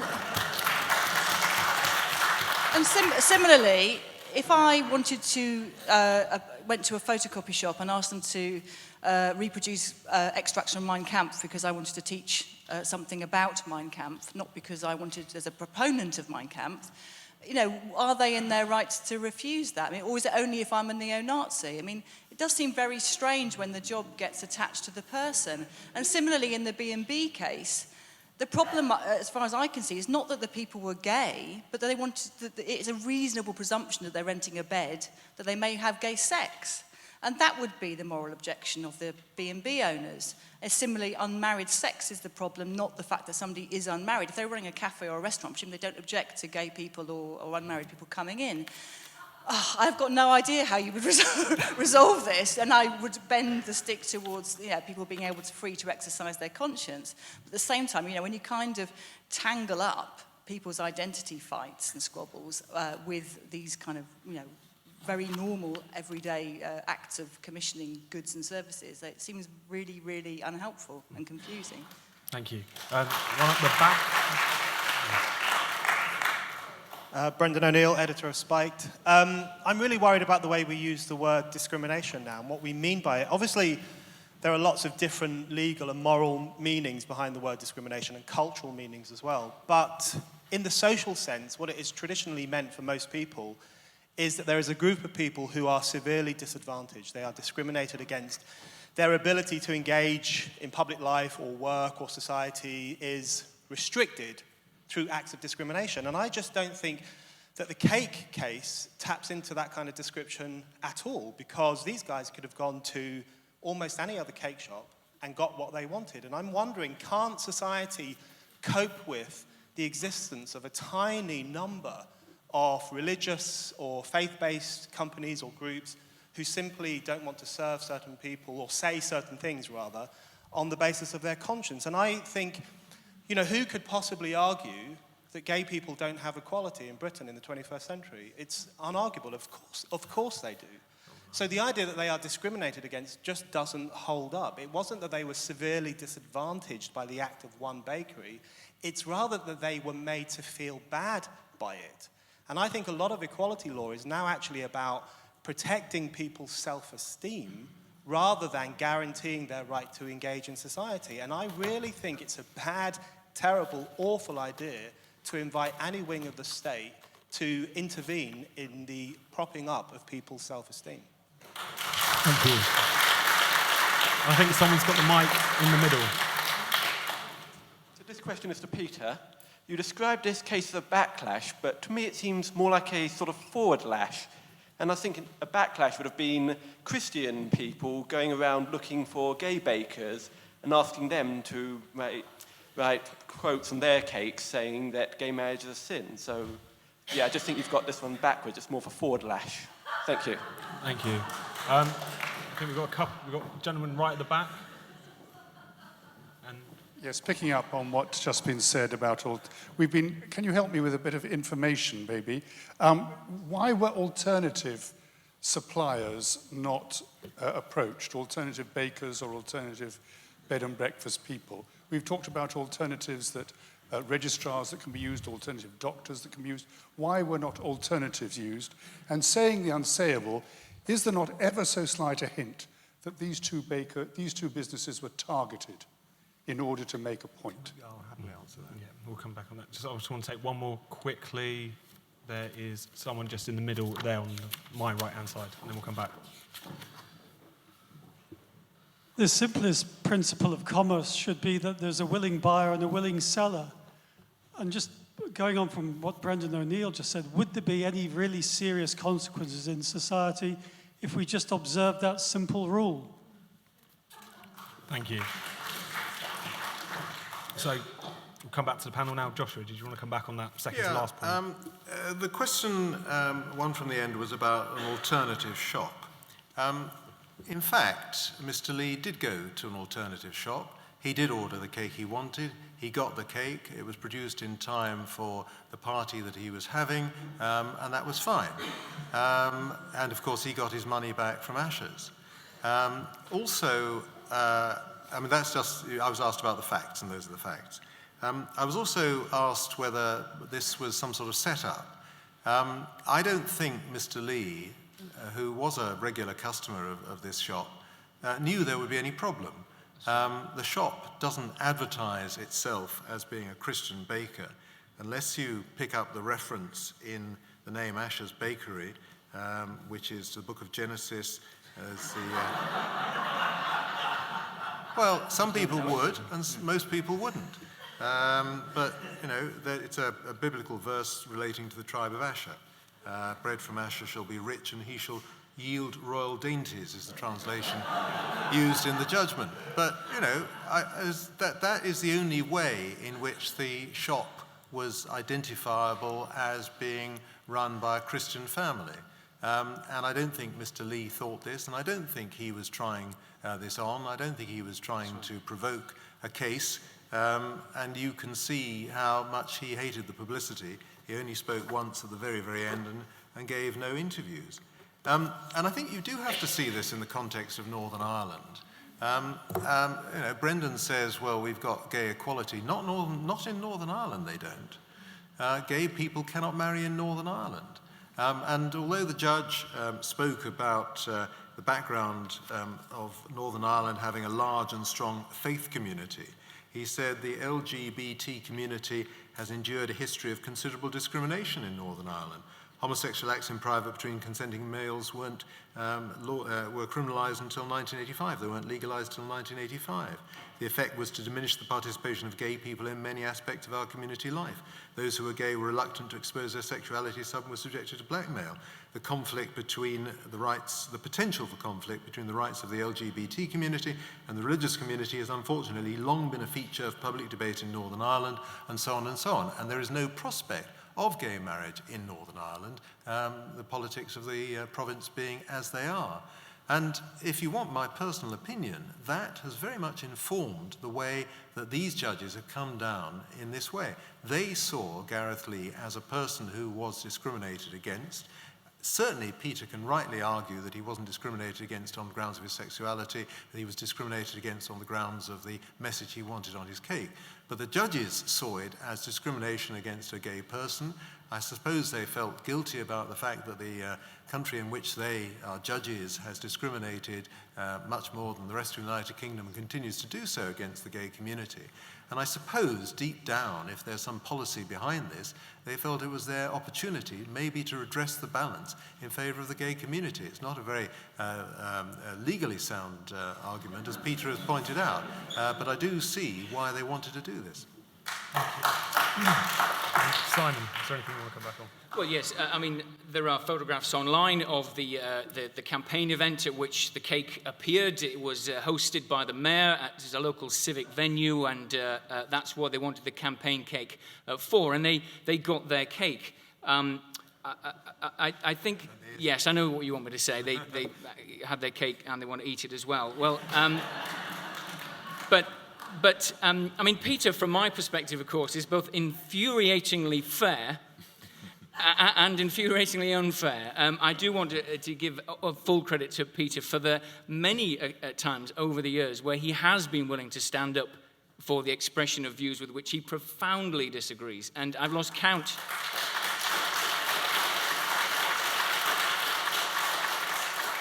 I've lost count of the number of times where he has contacted us at the Christian Institute, where we've been defending people in those circumstances, to say, you know, do you want me to give evidence in their defense? So fair play to Peter. But he is sometimes infuriatingly unfair. I don't think, when we talk about a backlash, I don't think it's quite fair to equate Lillian Adele's refusal to do a civil partnership with KKK lynchings. I don't think we should use that kind of big dramatic language, you know, to make these comparatives. These are very narrow circumstances in which we're talking about this clash arising. We're not talking about a backlash. We're not talking about Christians going out on the streets and carrying out violence. We're talking about people in their own homes, in their own businesses, finding themselves you know, on the wrong end of litigation. Thank you, Simon. And Peter, anything you want to come back on? Just to pick up on that point, I mean, we are in a context now where an increasing number of Christians, and indeed people of other faiths, do say they're persecuted because of their religious convictions. And there have been a number of cases, which Simon just alluded to and I mentioned previously, where people of faith have been unjustly prosecuted for expressing a non-threatening, offensive but valid opinion in the terms and context of a free society. But overall, I think it's very misleading to suggest that Christians are persecuted.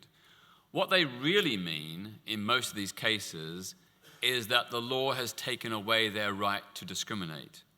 They can no longer discriminate against LGBT people and others as they used to in decades past. They've lost that religious privilege. That's not discrimination. It's an equalization of the law, the creation of a level playing field where Christians and non-Christians are subject to exactly the same rights and exactly the same responsibilities. To pick up on Brendan's point about, you know, we live in a society where everybody accepts equality. Well, Joshua has made some very good points there. I'd just make the additional point beyond Northern Ireland that the most recent British Social Attitude Survey found that in this country, the UK as a whole, still today, 28% of the public believe that homosexuality is mostly or always wrong. That's over a quarter and heading towards 1/3. In Northern Ireland, it's even worse. And as Joshua has mentioned, there is a long, long, long history of really vicious religious and specifically Christian-inspired persecution of LGBT people. The ban on homosexuality was in fact only lifted in Northern Ireland in 2009. That's when the anti-gay laws were finally repealed, 2009. You're right, there is still a total ban on same-sex marriage, and the First Minister, the DUP Minister, has said there'll be no change in that law in the next 5 years, and hopefully, she says, beyond that. The blood ban on gay and bisexual men, the total lifetime ban on any man who's ever had sex with another man giving blood, was only lifted about a year or so ago. So, you know, the context of this ruling is, I'm sort of arguing against my own initial position, sort of, but the context is very clear. Northern Ireland has a really big problem still about LGBT equality, although things are beginning to change. Public opinion is shifting in Northern Ireland on a range of LGBT issues. But there's a long, long way to go, and I think we need to, as well as bearing all the caveats and points that I made in opposition to the judgment on Ushers, we need to bear in mind what the real-life, day-to-day situation is legally and socially for many LGBT people in Northern Ireland. It is not good. Thank you, Peter. So we're going to go back out to the audience for the final time. So stick your hands really high. I'm going to get in as many of you as possible. So brief comments or questions would be great. So let's, gentlemen on the side here, and then two down here in the middle. Thank you. I worry that some of us have come quite close to saying that we should be allowed to, for example, have restaurants that say no blacks on the streets, and that, you know, willing buyer, willing seller. And I think maybe we've got to be careful. There's, as was said earlier in the previous session, there's nuances. We can't run our lives according to a few short paragraphs by one or two well-known and highly respected libertarians. Thank you. And we'll just go here. Joshua Rosenberg, this is addressed to you. I think you still have not quite addressed the anomalous situation created by the protected characteristics categories, which Peter alluded to, and the specific example which this lady over here raised about when it depends on who it is who wishes the message to be put forward. just to cite a hypothetical, if you had somebody coming to a gay baker and wanting to have the message on it that said, gays are an abomination, and then perhaps citing some quotation from the Bible which uses the word abomination, and that person was a sincere believing Christian, you would say that that person wanting to have that message falls under the protected characteristic. Whereas if there's a purely non-believing person who, for no belief, not even a philosophical belief, which is also covered, just wants to have it, gays are an abomination, he would not be able to have that message put unless you're saying that that would fall under the exceptions of Article 9, that it would cause public disorder or hate speech or something like that. So could you address that anomalous situation? Thank you. We're now going to just go over to the corner. There's two people here who've had their hands up, and then we'll come back here very quickly and come back.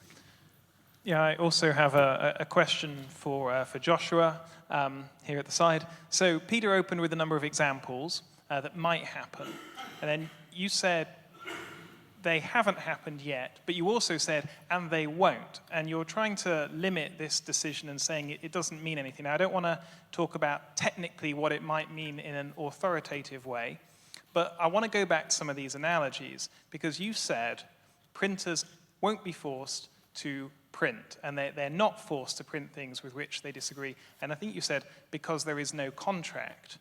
And I want to invite you to revisit that answer. Why? Because I know you have a copy of the European Convention on Human Rights, and you won't have a copy of the Equality Act because you need a small piece of luggage to carry it. But protection and discrimination in regard to provision of goods and services doesn't require a contract before one can become liable under that part of the Equality Act. And so if a customer asked for something and the printer refused, that's discrimination on the grounds of provision of goods and services based on whatever characteristic is in play. Thank you. I'm going to take this gentleman there, someone at the front, and then we'll come back. Yes, I've got quite a few things to say. The first thing is this false dichotomy. One, if possible. This false dichotomy about ideas and people. It completely breaks down. And it completely breaks down Joshua there, being a Jew, and I presume Jewish, Judaism, the religion. Both are true, go on. But both, I'm a Jew and Jewish, go on. And I'm Italian and Roman Catholic, which is why I make the point. Furthermore, there is a sense I get from the panel. There is a kind of desperation because of the huge change in the composition of the country in the last 10 years. Influx of Polish Catholics and other religions and other races. And they will bring their attitudes and beliefs, and they will form institutions. And I think there is a sense of desperation on clamping down on them, using the Equality Act and treating everyone the same to prevent the formation of Muslim schools, Jewish schools, Catholic schools. And it's very thinly veiled. I also notice this rather bizarre institutions being invented behind me of gay bakers and gay B&Bs, where there are enormous numbers of Jewish, Christian, and other religious institutions, and tiny numbers of gay institutions. There is no equality between the two. All these equality things are targeted against religious institutions, Ashes bakers for one. Thank and finally, you. I think we'll leave it there because we just want to get in a couple more questions, but point well made. Just right at the front here.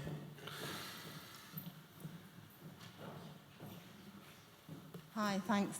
I think for me what this illustrates is the increasing use of the law in people's everyday lives, in every aspect of our lives. And it strikes me in particular that the failure to convince people leads us more and more to look to the law to impose regulation upon people. So in the past, it was much more that I would say the law should get out of people's lives. That's why, for example, there should be no discrimination against homosexuals and they should be able to live their lives as they like. Whereas now it much more seems that the law comes into people's lives to regulate more and more aspects of our lives. And that actually means that we are no longer forced to use our own conscience to make our own moral decisions. That can constantly be abdicated to the law. And I'd just like some comments on that. Thank you very much. Great point to end on. And so we're going to come back to the panel for final remarks. So you can either respond to anything you've heard or just give your final few thoughts. So let's go in reverse order this time. Simon, do you want to go first? I just want to reiterate really the simple point that if we are talking about respecting conscience, we're talking about respecting something that's important. It's not a whim. It's not a prejudice dressed up. It's a real, deeply held belief. It's got external points of reference that you can point to, a long tradition or history or respectable tradition that holds that conscientious point of view. It's got internal references, as in it really means something to you. And all we are arguing for in this context is for a tweak to equality law, reasonable accommodation, which gives the court an opportunity to assess the veracity of those beliefs in these small number of situations where you get these conscience clashes. Thank you, Simon. And Joshua, anything you want to come back on? The lady in the front row suggested that we're using the law too much, and there was another person in that part of the room who also said that we should fight with ideas rather than with the courts, and I agree with that. I think we do use the law too much. It makes good copy for people like me and entertains the rest of us, and it's very generous of people to risk their reputations and sometimes spend their time and money, and it keeps the law going. But a very good approach is to avoid litigation like the plague. The problem is that if you set up bodies such as quality commissions, one of their jobs is to develop the law, and one of the ways in which they do that is by using cases, these cases go to court. And the same applies to campaign groups such as the Princeton Institute. They too use cases to further the law or develop the law. The only thing I would say is that anybody who goes to one of these bodies should realize that they are turning themselves into a public figure by doing that, there are a lot of people who would not want the opprobrium that they get by bringing any case, although sometimes they get a lot of praise as well. But there's a broader question that was put to me. I should explain that I'm a journalist and I'm not a lawyer, and I don't claim to understand equality law in detail. And I suspect from the question over there that the gentleman over there knows much more about equality law than I do. But let's start from first principles. As the gentleman over here points out, I'm Jewish. If I go to a printer and I say I want a particular book to be printed or article to be printed, and the printer says, no, I'm not going to do that, am I being discriminated against on grounds of my religion? No, of course not. It has nothing to do with it. You can't oblige a printer to do something just by walking in and saying, well, I'm being discriminated against. You'd have to show that the printer would do this book or whatever it is, publication for one customer, and he or the printer is discriminating against me because of my religious beliefs, and therefore would not provide a service for me that he would provide for other members of the public.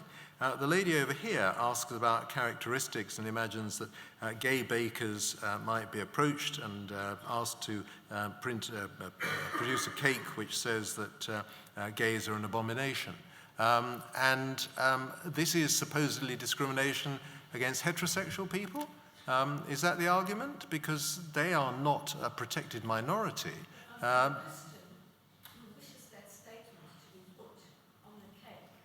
Well,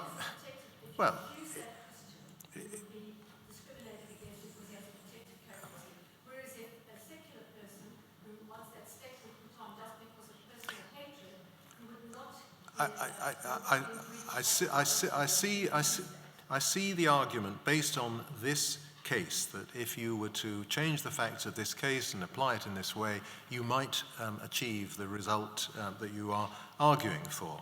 But all I can say is that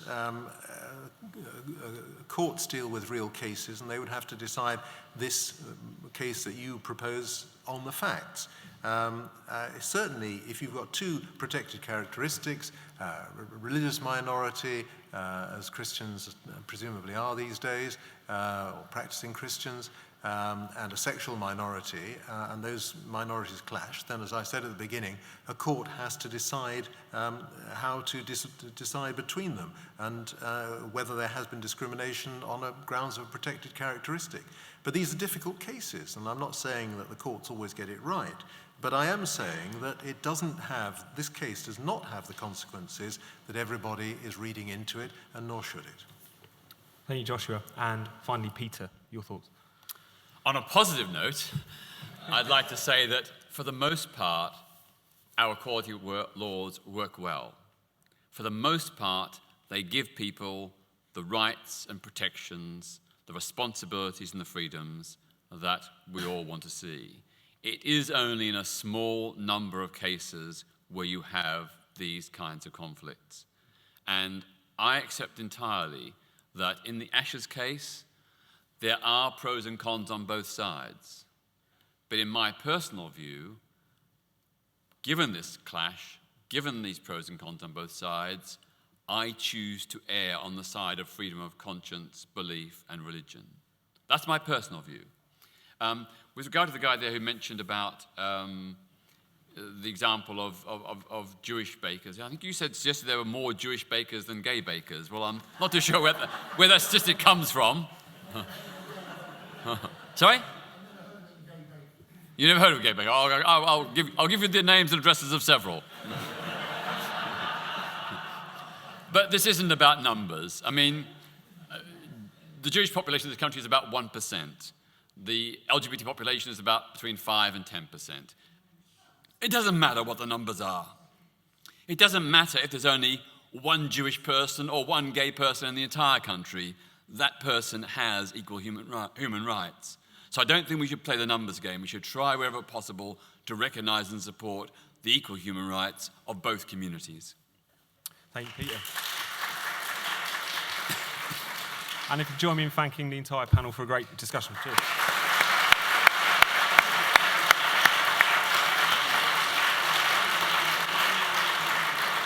Thank you very much, everyone. You've now got a 15-minute tea, cigarette, whatever your typical break. So we'll see you back at 1:45.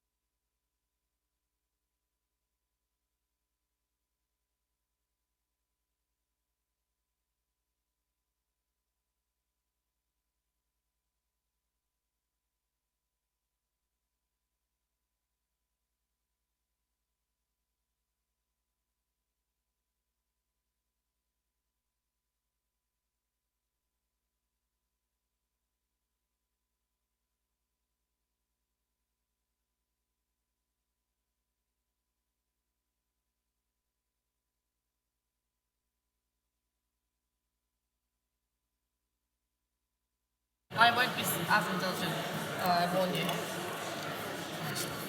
Do you have a cup? Would you want sparkling or still? Whatever. Oh, still would be great. Thanks, mate. Thank you. Can I have a little top up? Yeah, sparkling or still? Still's great. Thanks very much. So you work for what's So, Freedom of Religion organisation, originally based in the US, but now have a couple of offices in Europe as well. Right.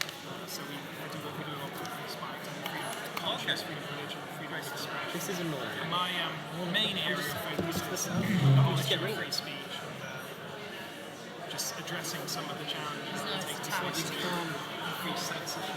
I'm just lifting it up. It It feels weird, but it's better. And yourself? No, I'm just a Muslim clergyman, but you know, obviously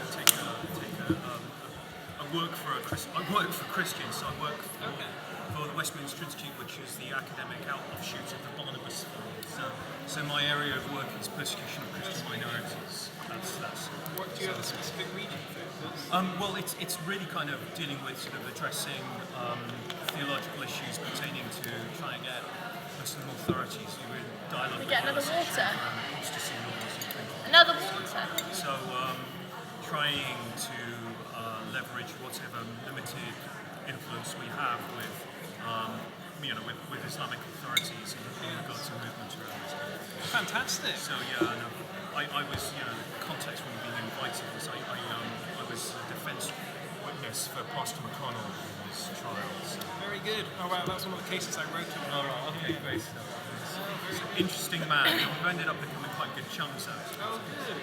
Yeah. Well, that was a really interesting case, not least because prosecution came when it was uploaded on the internet, not, there's this whole extra element of interest, which is that free speech is okay, but if it's digital, all of a sudden, It's malicious communication. They were really trying it on, weren't they? But yeah, we was talking to Simon actually about, we've got out of this has emerged a project with meetings with persons of influence, people of influence. No, don't worry. No, it's fine. I was going to get water. I'm going to sit. When people don't feel they get heard, then you get the phenomenon of Donald Trump voting and Brexit. Right. So we want to give up to evangelicals a voice in dialogue with nationalists and Catholic Church and minorities and so forth. So that's happening in the north, but we'd like to have a speaker meeting here in Parliament, and I'd really be honoured to talk to you about it, if possible, because talk to the Evangelical Alliance about this. I'm going to start. Good man. Hello, everyone.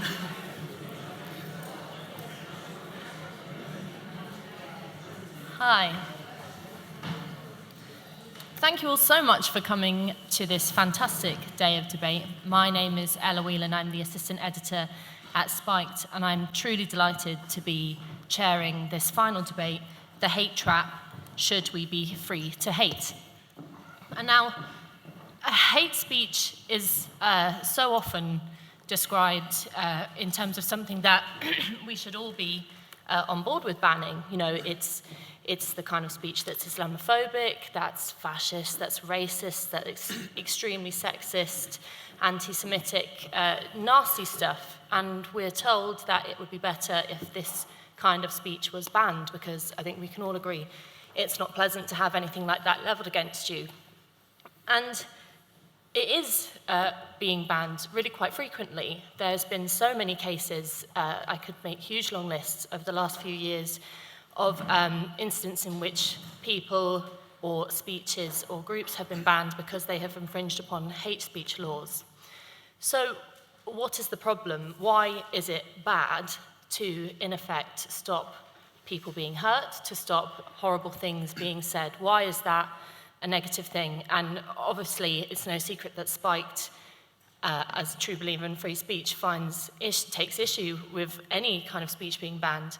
But what the real point is once you start to ban a certain type of speech, whether that be extremely racist, hateful, truly hateful speech, or any kind of speech like that, it inevitably bleeds into different types of speech. And what we now find is that any kind of speech or conversation that sways from what is deemed to be morally correct or politically correct, if we want to use that term, can now be defined as hate speech. And so you have Christians being told that they have breached hate speech laws because they've been critical of gay marriage. We have secularists being told that they are being illegally hateful for criticising religion. And so we are now at a point at which to be hateful, to say hateful things, is potentially illegal.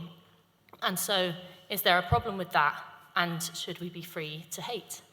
And to find out more about this and discuss this, I'm delighted to welcome a really great lineup of speakers to take us through this discussion.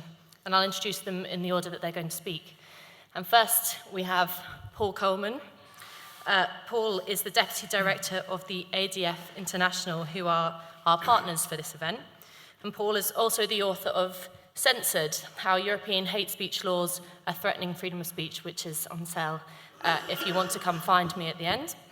I'm delighted to have Paul. Please welcome him here.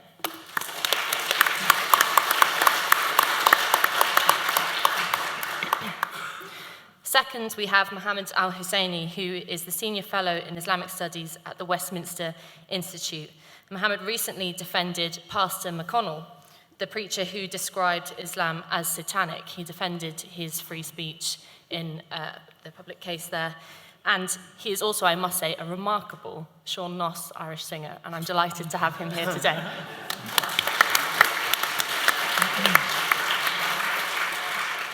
And then last but not least, we have Brendan O'Neill. Brendan is the editor at Spiked and is a lifelong defender of free speech, no ifs, no buts.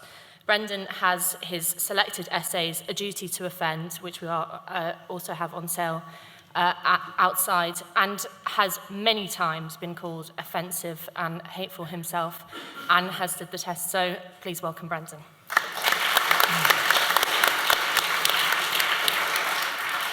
So each of our speakers, as with the last few sessions, will have around about 5 minutes to speak, and then I'm going to head out as soon as possible to the audience. So Paul, without further ado.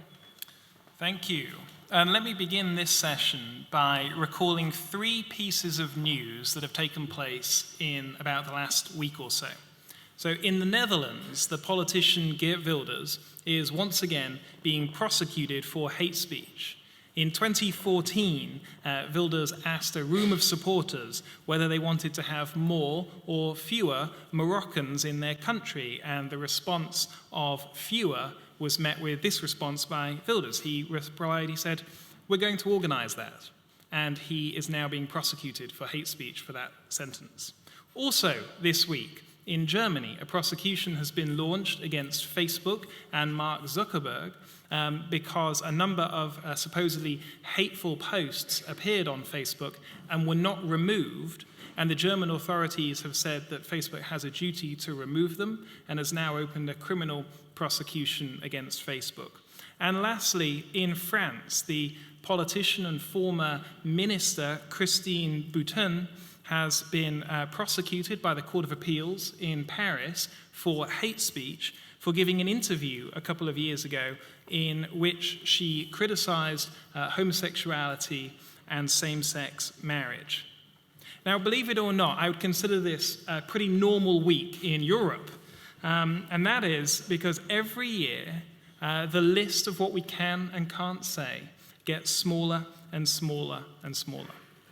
And the reason for this shrinking dictionary is hate speech laws.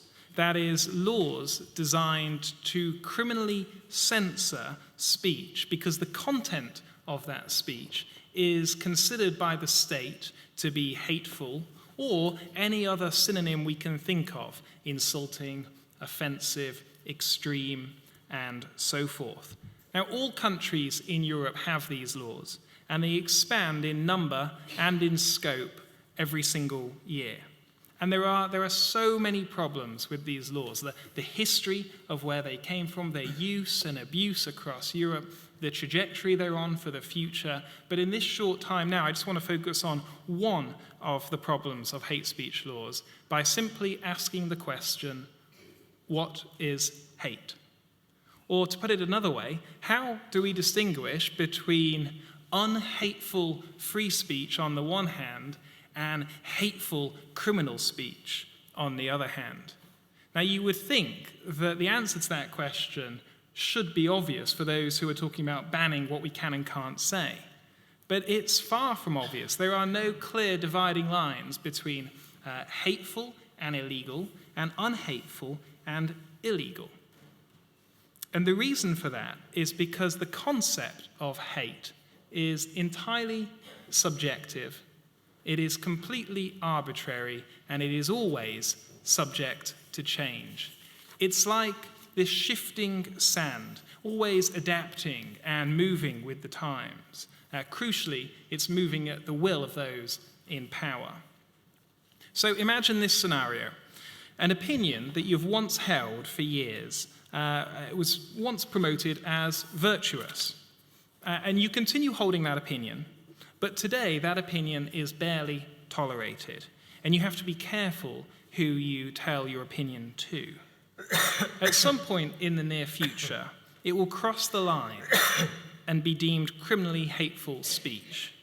But you don't control this process. It's not like there's a public list of acceptable and unacceptable words. And even if there was, you wouldn't get to be the one who decided what's on that list. So your once heralded viewpoint has stayed exactly the same. The law has stayed exactly the same. But other people's opinions have changed around you. And now the police are at the door investigating a hate crime. Now, does that sound implausible? But it's exactly what's happening. For example, those who believe that marriage is the union of one man and one woman have seen their view move from normal to narrow-minded to hateful in about the last 5 years. Their view has stayed the same, and now others' views have changed, and it's not long, perhaps, until their view will be forbidden completely. So let me get back to the question, what is hate? Quite simply, it's what whoever those in power say it is. It's neither more nor less. And by design, it changes all the time without any of us knowing, controlling, or stopping it. And that makes the concept of hate speech such a dangerous tool for those in power, because they can shape it and mold it as they see fit. And to finish, I'll show you how this is happening with the government's current plans on counter-extremism. So the government are trying to introduce a counter-extremism strategy, and obviously the question has come up, what is extremism? And while giving evidence to a parliamentary subcommittee, here's how a junior Home Office minister explained it. She said, and I quote, "The whole counter-extremism strategy has been a strategy for all forms of extremism, future-proofed for future types of extremism that we cannot possibly imagine." The government is trying to legislate for extremism that we cannot possibly imagine. Well, what a terrifying thought. And that, in a nutshell, is everything that's wrong with the whole concept of policing hate or policing extremism or any other similar concept. And ultimately, none of us are safe. Thank you.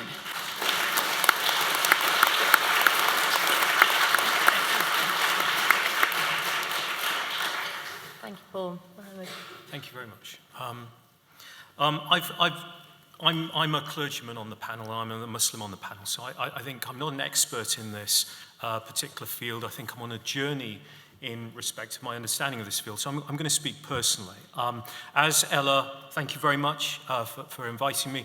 Ella mentioned that I attended as a defense witness in the case of Pastor James McConnell last December, the Protestant Unionist preacher who was prosecuted for giving a sermon in his own church in which he described my religion as satanic and said that he wouldn't trust Muslims.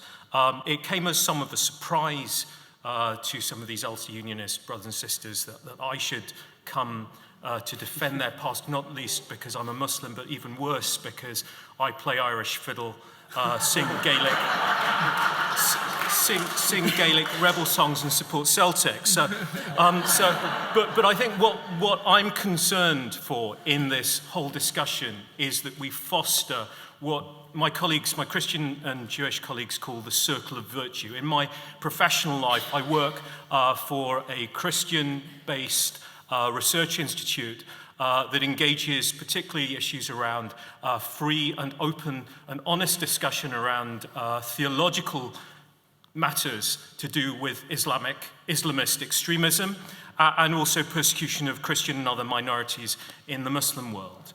And I think what we're trying to foster is circle of virtue thinking, so that we stand in solidarity with one another to promote the free discourse and what you might call better quality disagreement in society.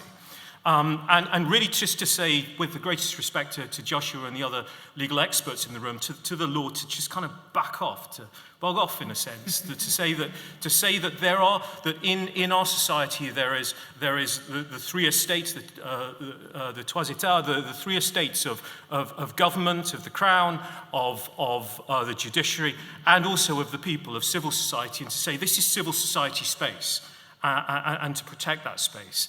At the same time, it's also affected me very directly and very personally. When I have spoken up as a Muslim academic about Islamist extremism and about the collusion of the Church of England hierarchy with some really dodgy UK-based, what you might call Islamists in suits, people who manage to kind of scrub up for the cameras, but have dodgy connections to extremist organizations abroad. To the Christians of the room, I'd say it was actually Christians. It was Lambeth Palace that came after me for being offensive in criticizing my own community.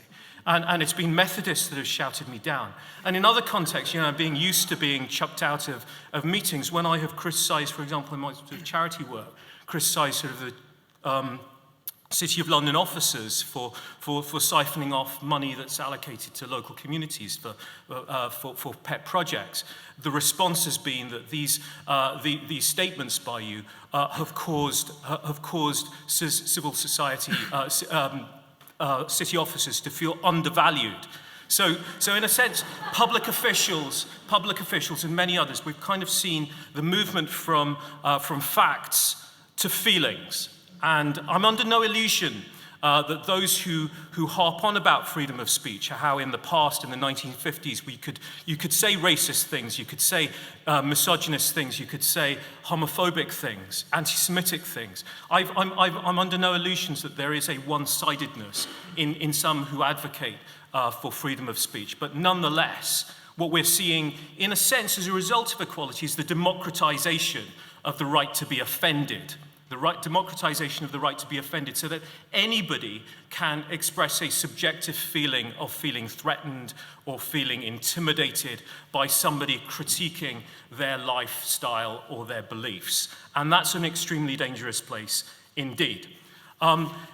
In terms of the other side of my work, I work with survivors of abuse, and I was horrified to experience legal challenge, real legal threat, when I spoke publicly about Anglican clergy abuse, and that resulted in a response whereby the Anglican clergyman in question, there was 100% certainty about the truth of what I was saying, but because it caused distress and alarm to the perpetrator, it resulted in a legal challenge. So that's the kind of society we're moving to. At the same time, I would say that within religious traditions, there is an absolutely appalling track record when it comes to freedom of speech issues. We have the case of, during the lifetime of the Prophet, poets like Ka'b bin Ashraf and Asma bint Marwan, who criticized him, being bumped off. Muslim apologists would say this was due to his companions acting out of enthusiasm without his say-so. At the same time, Christians have been just as culpable. In his Summa Theologia, Aquinas talks about how heretics aren't just to be punished in the hereafter, but are to be eliminated from the present earthly world. And the reformers aren't much better either. John Calvin burnt Michael Servetus, didn't he? So religious institutions, the boot is on the other foot in this current context. And we should be extremely careful about how we proceed. I think it affects people in their daily lives to the extent that an honest and frank conversation about the theological underpinnings of violent verses in the Quran, violent verses in Deuteronomy chapter 20, those theological discussions that are actually the bread and butter of my daily life in my academic work are now under threat, and this cannot be allowed to obtain in a society where we are desperately trying to deal with the global issues of religion gone wrong in the 21st century. Thank you.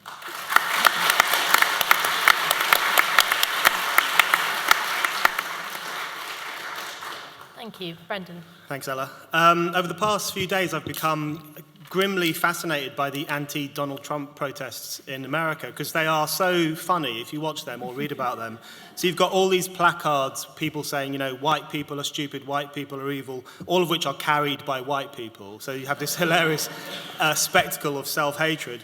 You have someone carrying a placard saying Donald Trump is a fascist and doesn't respect democracy and free speech, next to someone else carrying a placard saying down with this election result. And then, but my favorite placard of all of them, which was photographed and made its way around the press, was this message on one of the placards to Trump supporters, which said, "Your vote was a hate crime." And I just thought that was hilarious. I laughed at that as I did at everything else. But at the same time, it was also quite terrifying and chilling. And it wasn't just this one placard that actually chimes with a sentiment that has greeted the vote in America, which is this idea that the millions of people who voted for Trump were acting out of hate. The word you will see in most of the kind of angry newspaper coverage about what's happened is hate. They were acting out of hatred, as if millions of people wake up on election day and march to the ballot box with hate in their mind and hate in their hands and hate.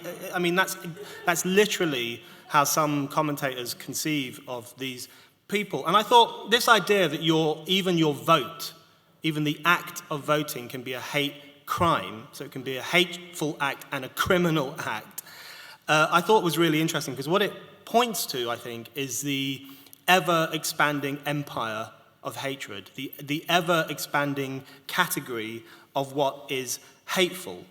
And, you know, over the past few decades, really, we've gone from a situation where punching someone in the face on account of their racial background is a hate crime, to a situation where saying something mean to someone on the basis of their racial background is a hate crime, to a situation where criticizing gay marriage or criticizing Islam is a potential hate crime, it's hate speech, to now where going into a ballot box and expressing your deepest beliefs, your conscience, what you think in your heart and your mind, now that is a hate crime too. And I think it's really fascinating, almost uncontrollable expansion of the things that are defined as hateful and therefore as problematic in some way.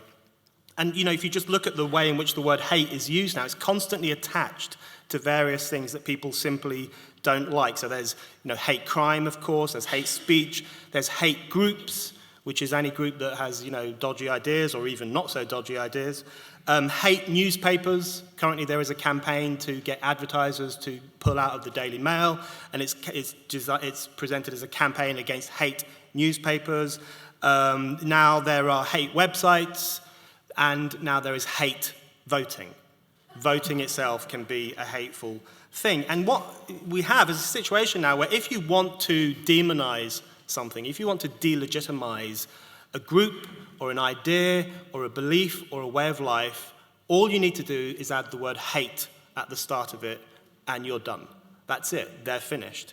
And just to give an example of how this ever-expanding empire works and the terrifying impact it can have on freedom of speech, I was really struck that recently the Southern Poverty Law Center in the US, which is this group that, this kind of liberal group which kind of keeps a tab on all hate groups and decides through its wisdom what is a hate group and what isn't. And, you know, it has neo-Nazis and racist groups and anti-Semites and various people who we can all agree are quite hateful. And recently it added to its list people like Majid Nawaz, the British liberal critic of extreme Islam, Ayaan Ali Hirsi, the Somali-born critic of extreme Islam, they have now been added to the Southern Poverty Law Centre's lists of people who are, in its words, extremists and who promote hatred of Islam. And I think that is a real sign of how out of control and insatiable the empire of hate has become, and the way in which it encapsulates more and more, not even horrible ideas, not even particularly extreme ideas. If you read Majid Nawaz or Ali Hirsi, these are eminently reasonable, intelligent, measured people have now been co-opted into this ever-expanding empire of hate. And I think, just to finish, I think the problem here is really that what's happening is that the term hate is being used quite instrumentally to pathologize and demonize any idea that any person, I don't think it even necessarily needs to be someone in power, that any person or group finds distasteful or problematic or difficult. And I think we should have no truck with it whatsoever. I think we now even need to move beyond the debate about what's hateful and what's not hateful, because that, I think, plays too much into the idea that there are certain ideas that should be unutterable in public life. We need to move beyond that debate and recognize that the term hate speech has no more legitimacy than the term thought crime. And when I hear someone talk about hate speech now, to me, I hear the word thought crime, because that phrase is used entirely to toxify certain ideas, to disease certain ideas, to present certain ideas and certain arguments and certain beliefs as deserving of punishment. And when you present certain ideas as deserving of punishment, I don't think you can be surprised when, as a consequence of that, you give rise to actual real-world agitation and real-world violence against people who are considered to be hateful, whether it's students who literally chase and scream and harass people who are pro-Israel, or whether it's extreme Islamists who will summarily execute people who commit hate speech acts against Islam. A society which has this ever-expanding empire of what's unsayable because it's allegedly hateful is a society that's going to generate intolerance and violence and, ironically, hatred.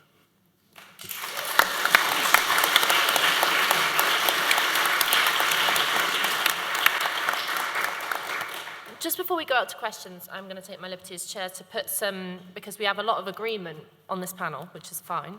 But what about if we bring it back to, I mean, we've talked about the ridiculous examples of hate speech laws being used, and we've talked about the ever-expanding nature of it.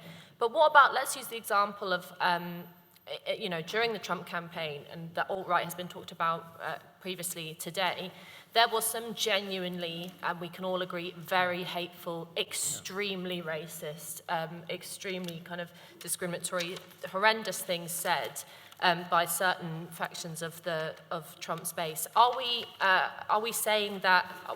I don't think we're saying, but are we in danger of saying that that's okay?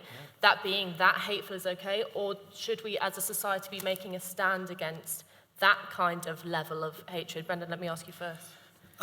Yeah, I think even when it comes to things that most normal people can agree is hateful or racist or anti-Semitic, even then there's no question that it should ever be censored. I think censorship is the worst tool imaginable for resolving racism or anti-Semitism or any other kind of ism, because all you do, if you censor those kind of things, you give them this kind of exotic allure, you make them seem dangerous and to some people perversely attractive, you make them more attractive than they otherwise would be.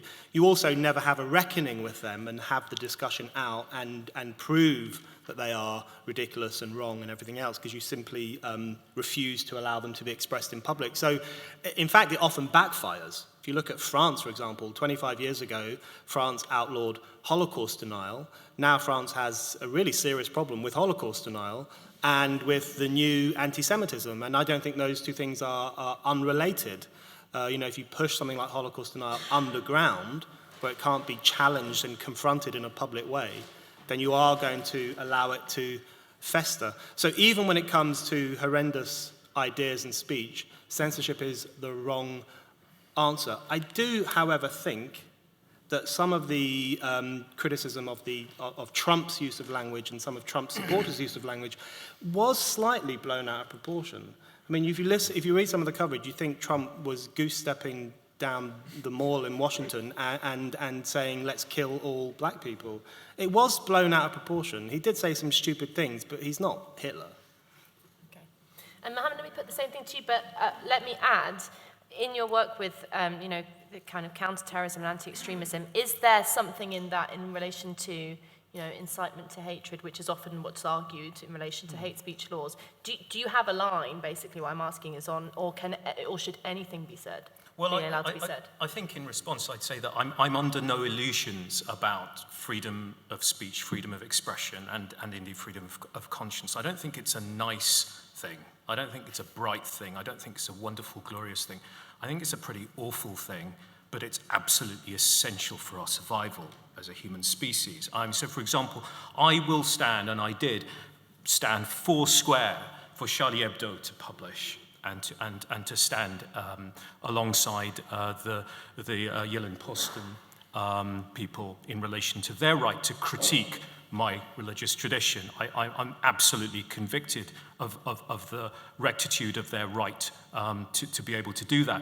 At the same time, I'm not unaware, I'm not stupid, and I'm not unaware of the hypocrisies and the double standards that apply in relation to upholding the freedom to criticize a minority community at the same time as Danish laws prohibit defaming or discrediting the Danish crown.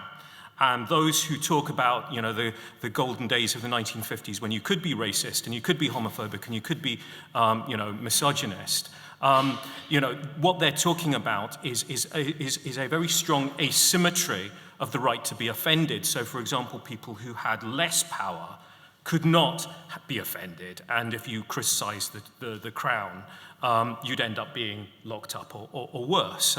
So there is no golden age, and this isn't a nice issue at all. We need to speak up for academic freedom and for the territory of civil society, because as Brendan says, it is in this territory that we can resolve these problems, not by weaponizing the judiciary as a tool to shut down debate, because the victims of that are far greater in number. Thanks. And Paul, I mean, it's a new type of censorship that's happened, but there has always been, and you've talked about this before and in your book, there's always been some level of censorship, and we're certainly not burning people at the stake anymore, thankfully. But what's new about this kind of, what's different about this new wave? Are we arguing for a new age in which there is no limitation on speech? Because actually, if you look back at history, there has always been some manner of check or balance on what people can say. Do you think there should just be absolutely no check on it?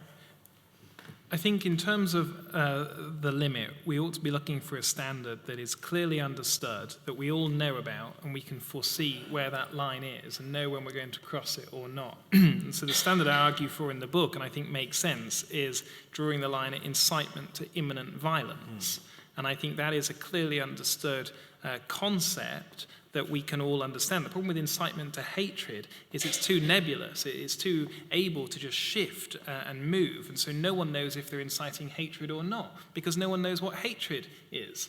And so I think there can be a line, but that doesn't mean to say that speech that falls short of that line, we can all just accept and think, oh, it's fine, isn't it wonderful to live in a society with all of this sort of speech? It just means that the burden is on us as citizens to engage with that, rather than calling the police. And I think the problem with hate speech laws is it makes us lazy, and it makes us just call the police and invoke state power and criminal law, rather than actually getting us off our chairs and doing something about it. And I think in the US, you have this case of Snyder versus Phelps, where you have this terrible mischaracterization of Christianity in the Westboro Baptist Church. And they go around picketing things just to make headlines, picketing funerals, picketing all sorts of things. They're the people with the signs that say God hates fags and thank God for dead soldiers and this sort of stuff. Now that would be banned in every country in Europe, but it wasn't banned in America. And what happened is, they would go and try and picket these funerals, and the citizens would get together and form human shields around the funeral, uniting pretty much all of society to stop these picketers getting anywhere near the funeral. It engaged the people, and it put a responsibility on the people to do something about it and to act, rather than just calling the police. And I think that's the direction that we should be going in here in Europe. Brilliant. So let's see some hands from the audience, please. Brilliant. Let's start right at the back. There, in the glasses, yep. Thank you. Hello. I'd just like to introduce myself. I'm one of the so-called Lambeth slaves. I mean, do I look like a slave? Okay.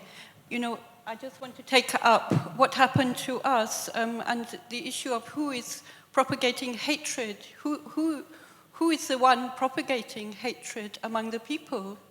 You know, in our case, Aravindan Balakrishnan, okay, he was accused of the most heinous crimes, okay?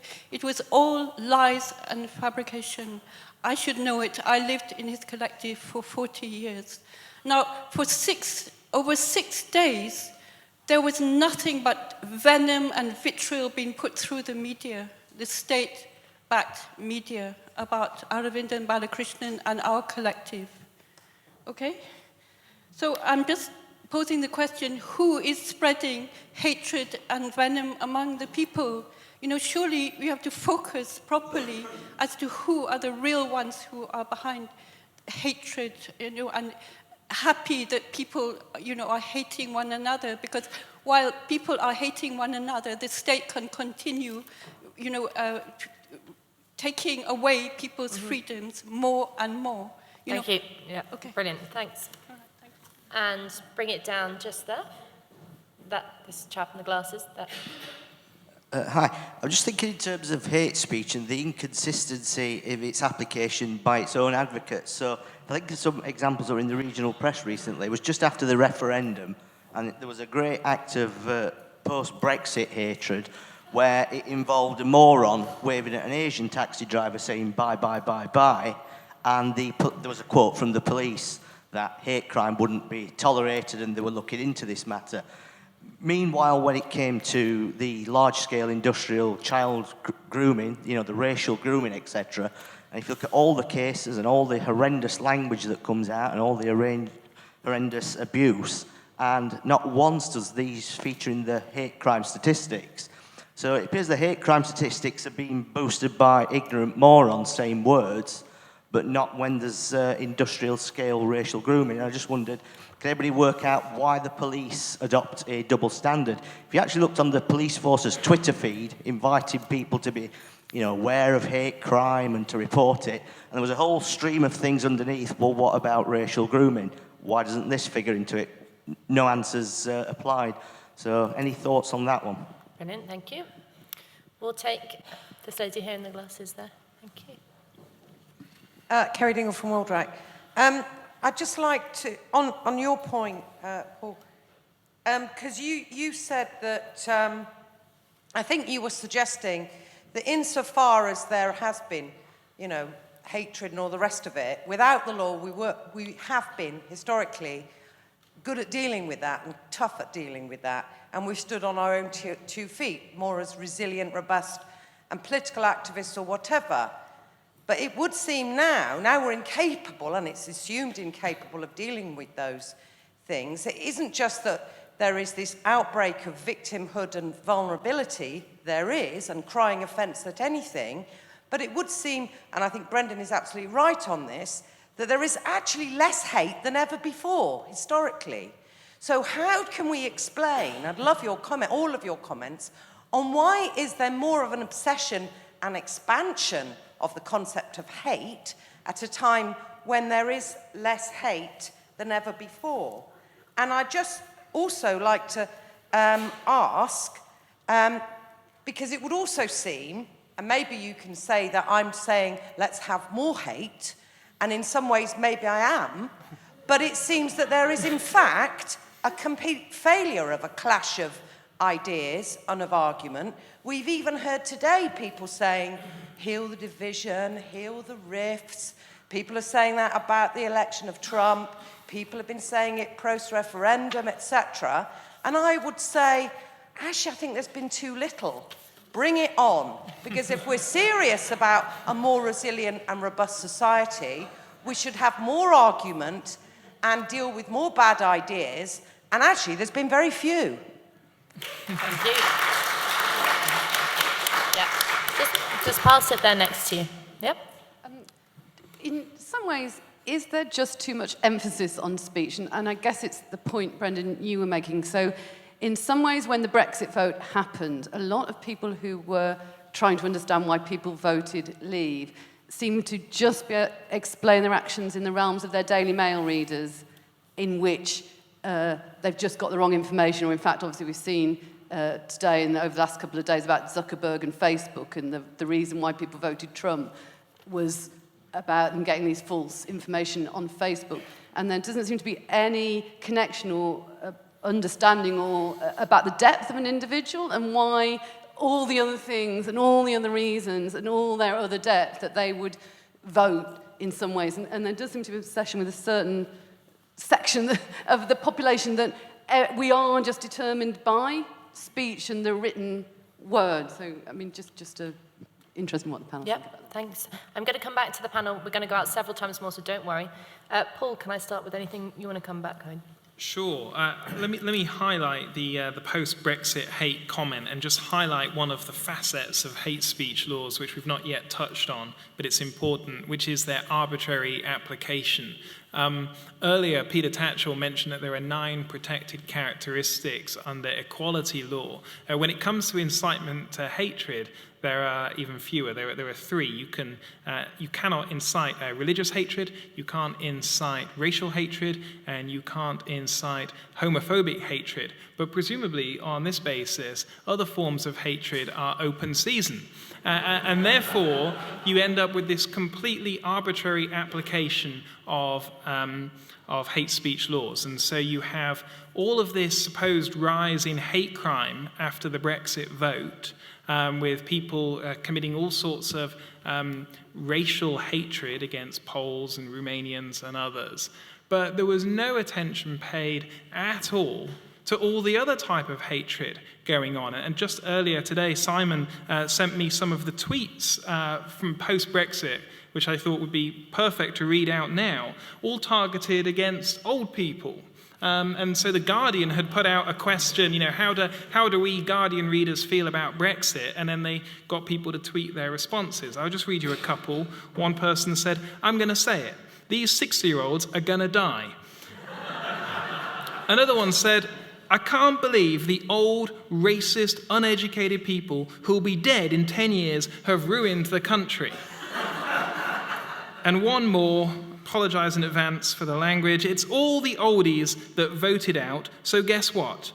Won't be giving up my seat on the bus now, dickheads. Eye for an eye." Pretty ominous stuff. These things were retweeted thousands of times. But that was all totally fine.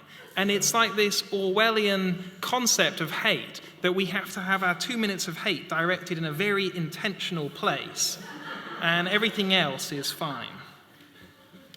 Mohammed.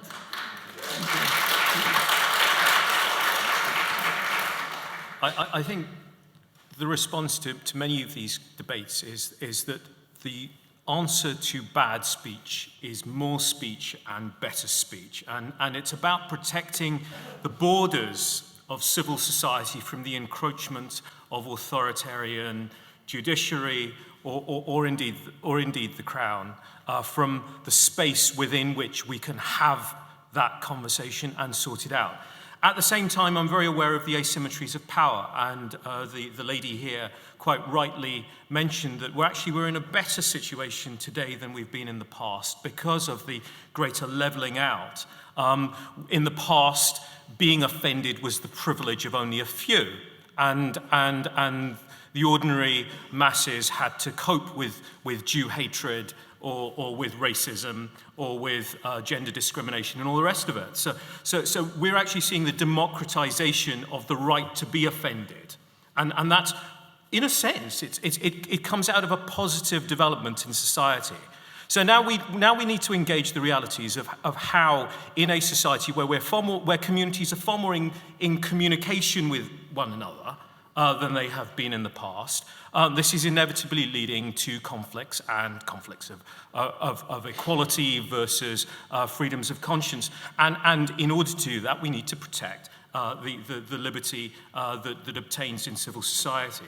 At the same time, I would say that we also need to bear in mind that the kind of communities that are most vocal about coping around hate speech are those that have actually perpetrated the greatest hatred. So the religious communities, the established religion, and just to bring it back to the very first questioner, the Abrahamic religions have upheld the worship of the one God. Blessed be he, the God of Abraham. And they have set out moral codes for justice and equity in society. And at the same time, they have supported genocide and slavery and misogyny and unspeakable wrongdoing throughout history, and the re-emergence of Sharia edicts supporting a return to those categories of slavery and so on are an indication of how a beleaguered community that feels that it's being put upon re-engages its demands for ascendancy. So we need to be very careful about this whole football game. And just concluding on football, one of my Irish friends did talk about, he's an equalities officer for the government in Scotland.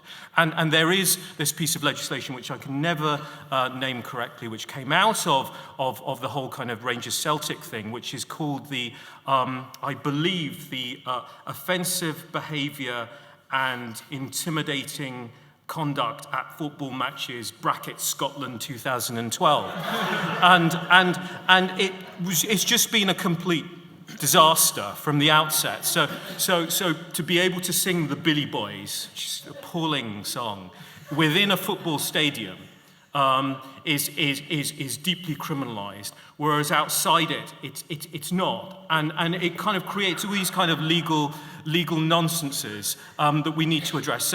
So I think it really comes down to the view that the judiciary need to be stopped in their tracks when it comes to encroaching upon public conversation. More speech, better speech. Yeah, I think just following on from Paul's point, I think the problem with hate speech laws is not simply that there are double standards and some people are punished under them and others aren't. Hate speech laws actually sanction hatred. I mean, they promote hatred because what they implicitly say or explicitly say is there are some people whose views are so intolerant that you should not tolerate them. And therefore, why don't you shut them up? Why don't you punch them? Why don't you try and get them out of your workplace or your university? This is what hate speech laws implicitly communicate. And so if you look at modern Britain, for example, we talk, and Paul writes fantastically in his book, which I highly recommend, about all the supposedly hateful things you're not allowed to say. But we also need to realize that there are lots of hateful things you are allowed to say. There are lots of groups you are allowed to be hateful about. Old people is a very good example. Football fans is another example. You can read the most obnoxious commentary about football fans in mainstream newspapers. Working class people, especially ones who vote Leave. The commentary I've read about them is deeply disturbing. If you read it about any other group in society, there would be a court case the next day. Christians, you can be extremely mean about Christians. And the reason you can be mean about those sections of society is because they are considered to be intolerant. So Christians are considered to be intolerant of gay marriage, for example. Football fans are considered to be intolerant because they make very un-PC chants and they sing the Billy Boys. Old people are presumed to be intolerant because they tend to have right-wing views or they don't like the European Union. So the hate speech empire says you may hate them, and in fact you should, because that's your duty in a world in which we want to exterminate hate. It's this extremely Kafkaesque situation. So hate speech laws actually sanction the hatred of groups in society. I think, just coming on from Kerry Dingle's point about why there's this obsession with hatred when there's far less of it than ever before, I think that's fascinating. This is one of the reasons I spend my whole life in a state of utter disappointment and fury with the left. Because, you know, in the 80s and the 90s, when racism was a serious problem in Britain, the left tended not to say very much about it. You know, they had their anti-Nazi movements, which just focused on 7 skinheads at the end of the road, but they didn't talk about real racism institutionalized throughout society. They kind of thought that was a bit of a distraction from, you know, demanding a higher wage or something. Now, when there is far less racism than ever before, society gets on with it, we all get on with each other far better than ever before. They're obsessed with hatred and they see it everywhere and they go trawling for it even where it doesn't exist. Because anti-hatred and supposed anti-racism are new means of social control. They are new means of controlling what people can think, what people can say, and even how we interact with each other, even how we speak with each other. So I think you should be deeply skeptical of anyone who in 2016 claims to be an anti-racist, especially if they weren't one in 1987. Because what they are doing, they are actually seeking to demonize certain sections of society and control how we interact with each other, not promote tolerance. Can I just add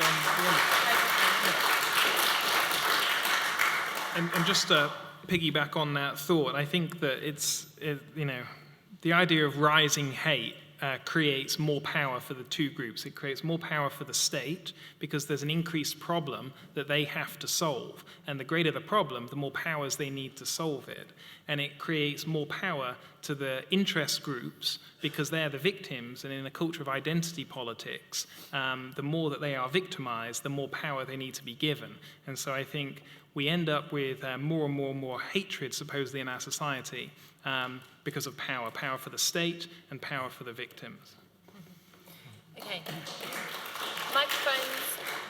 Microphones, can we come to this young fella in the middle with the glasses there?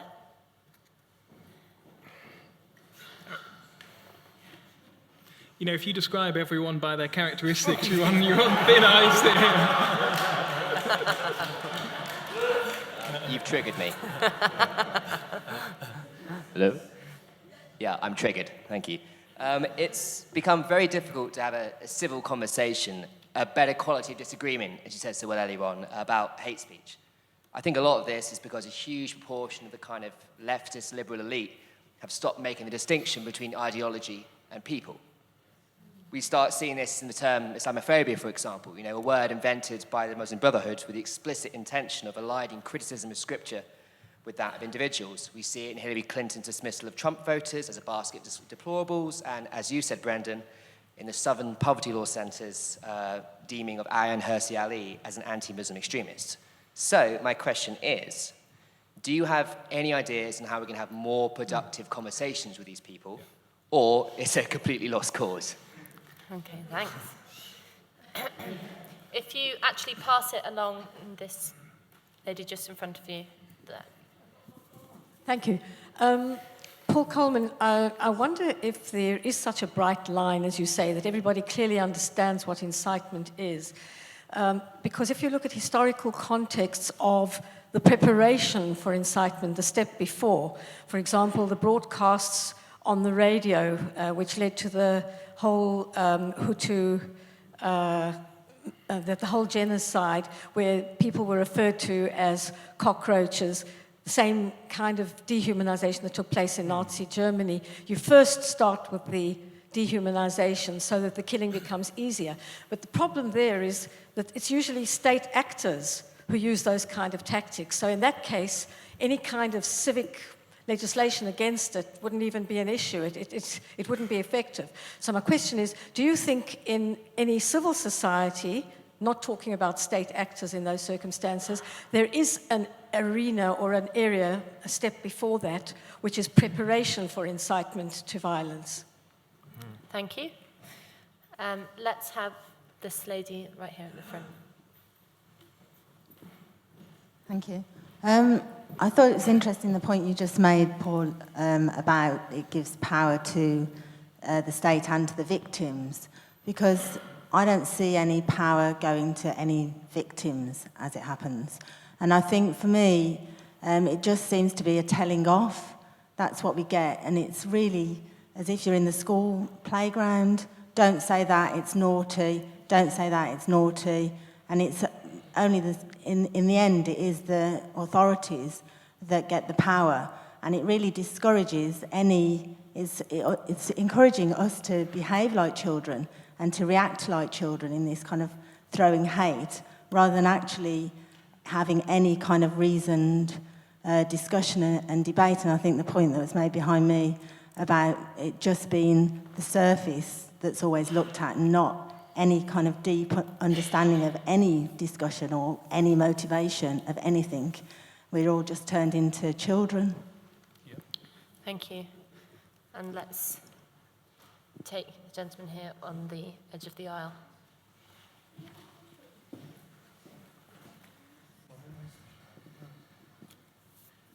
You ready? Yeah. It's been touched on already, but I feel I need a deeper explanation about the most remarkable lack of self-awareness there is. One thing that has been mentioned is there was a lot of complaints in the presidential election about voter exclusion. Very tough to get to vote in America for certain minorities, and certain laws were brought in, ID and etc. And yet, the same people who were saying that were suggesting that the over 60s shouldn't have voted in Brexit. You had, rather correctly, Trump being accused of disrespecting women, not without justification, I must say. And when you ask them, well, what do you think we should do? And the answer would be, well, put Hillary and Bill Clinton back in the White House. And Bill Clinton's not exactly the greatest respect of women I could mention. And I think the final one was Trump accusing Mexicans of being rapists. Mm. And yet, during the papal visit with the enemies of the state and throughout the United States, there was absolutely no compunction of accusing Hispanic Catholic priests of being child rapists. But the same people were complaining about Mexicans being... What would you explain this ridiculous lack of self-awareness? Okay, thank you. I'm going to take one more lady just directly behind you in the green jacket. One of the things that's quite confusing is that because it looks like it's about words and language, we tend to think it's about the meaning of those words and language. And actually, thinking about this, I don't think it's got anything to do with the actual content of those words themselves. I mean, I don't think it's as arbitrary as you say it is, but that's not because of the way in which the problematic words are identified. It's because of the people who utter them are being identified in that way. And it makes me think this is actually just a way of segregating people through the language that they speak, without actually putting us in boxes and preventing us from directly interacting with one another. Because, and if you speak to, I know if I speak to my mother, she feels very inhibited because she doesn't know whether to say coloured or black or, and she's doing that herself. And it's not because she's ever encountered somebody who's tried to enforce the right language, but she kind of knows it's out there. And probably I used to beat her over the head with that kind of stuff. So it's that actually you end up with this self-segregation from all parties, and not just the people who think they're under attack from people outside, but actually from the people who identify themselves as potentially attackers. But language is just the tool through which this happens. Mm-hmm. Thank you. Let's come back to the panel. Brendan. Yeah, on the question of how can we improve public debate, I think it's quite simple, actually. We just need more freedom of speech.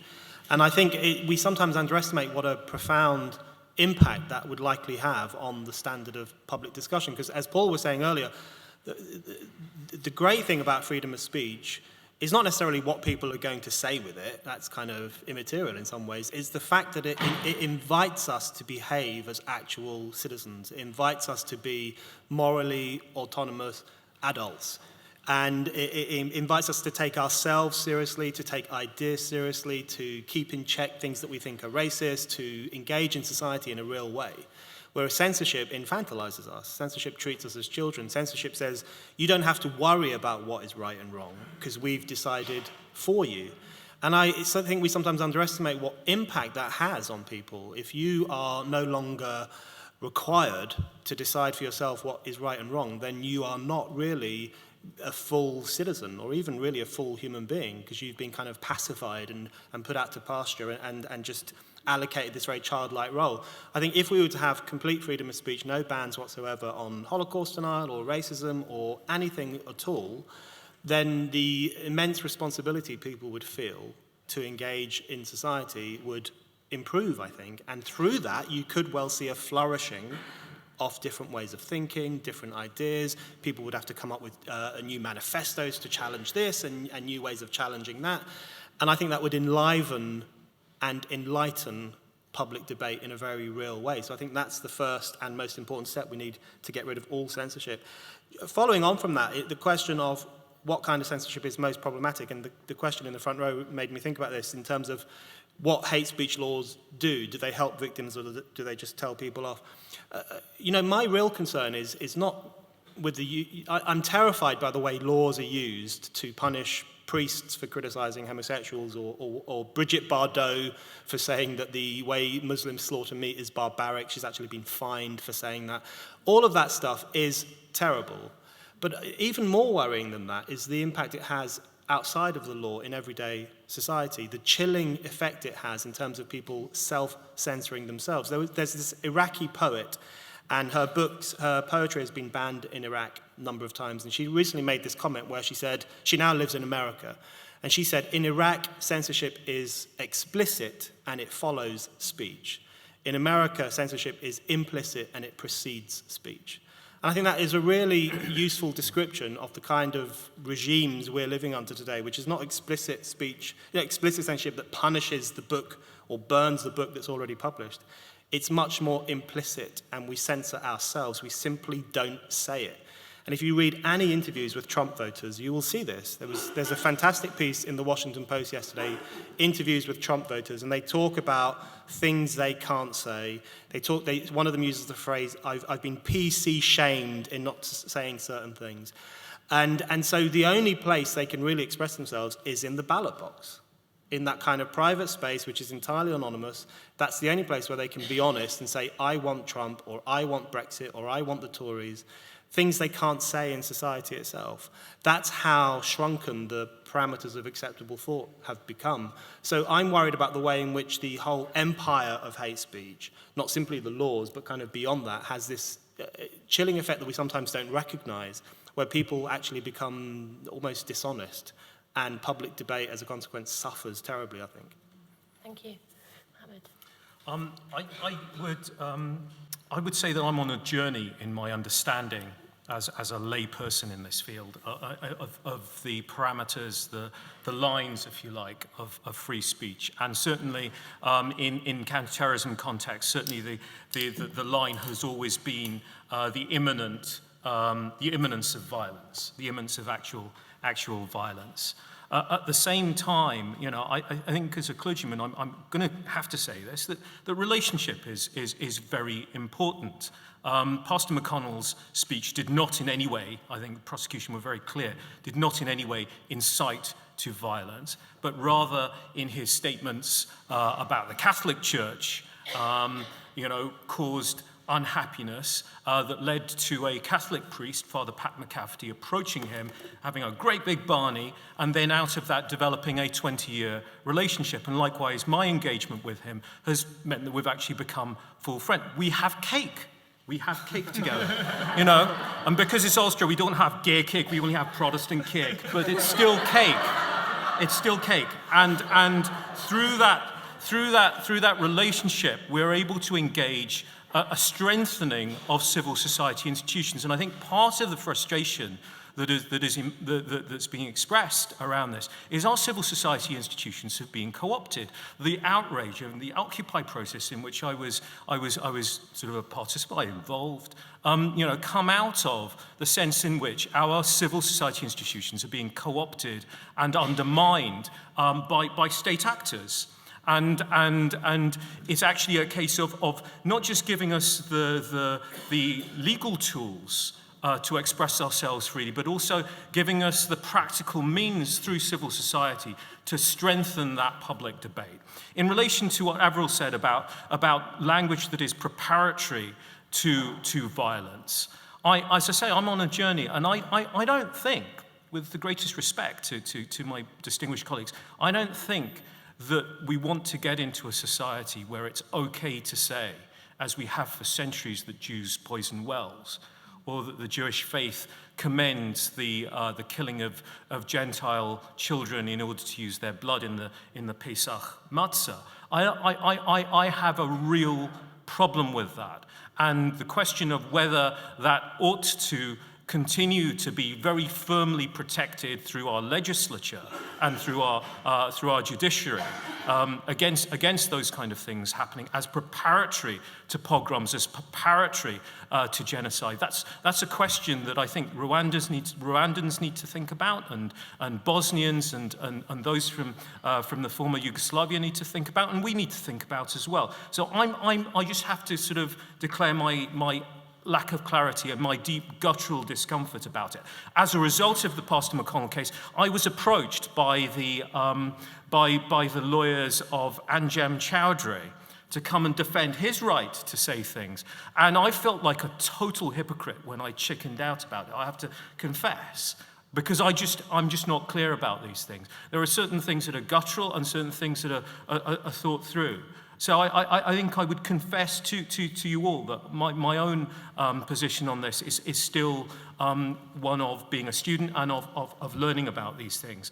I would, however, say that there is a deep concern about the realities of what I face with colleagues and friends. I referred to the City of London Corporation, a powerful institution, and how a pensioner, a female pensioner, she posted on her Facebook, after years of neglect by the City Corporation in relation to housing and repairs, the little lad, the 20-year-old sort of lad who's the estate officer, deserves a clip round the ear. It's an idiom.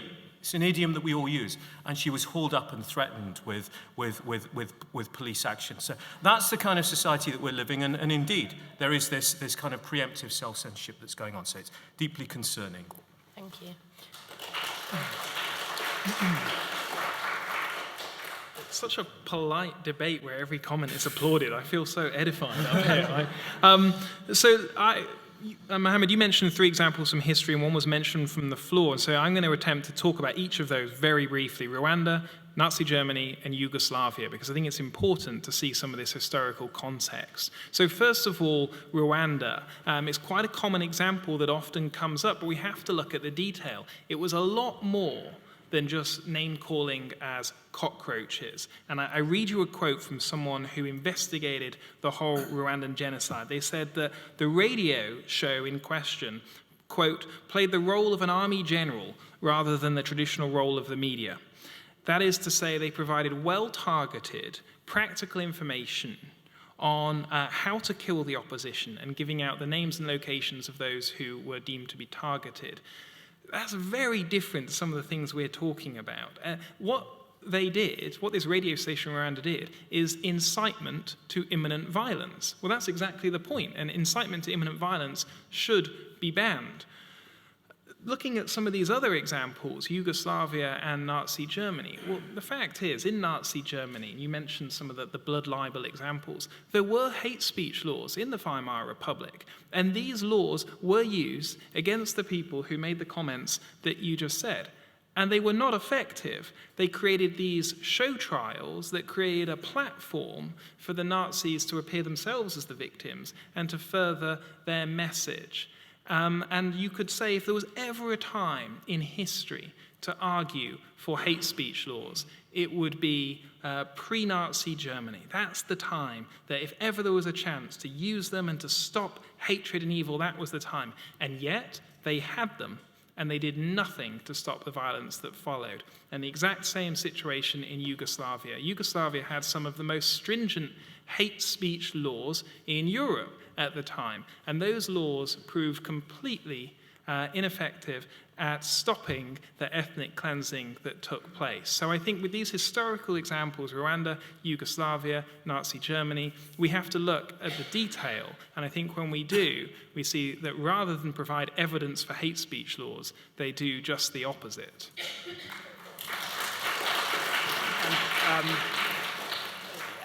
You often find you get to a situation where, people who are agitated by free speech or unsure about free speech find themselves in a position where they're effectively saying there was too much free speech in Nazi Germany. I mean, that's the avenue they go down. If only they had more censorship, then maybe they wouldn't have gone so crazy and killed so many people. And of course, Nazi Germany, Paul's point is absolutely right, that there were hate speech laws prior to the rise of the Nazis anyway, which were used against them ineffectively. But also the problem in Nazi Germany was explicitly one of authoritarianism and censorship, where political groups couldn't organize, Bolsheviks couldn't organize, Jews couldn't publish things or form political parties or then do anything at all. That surely proves the case that the only guard against that kind of tyranny is freedom of speech. But often you encounter people who are anti-freedom of speech who get themselves into the mess of arguing that if only there'd been more censorship in Nazi Germany, maybe so many people wouldn't have died.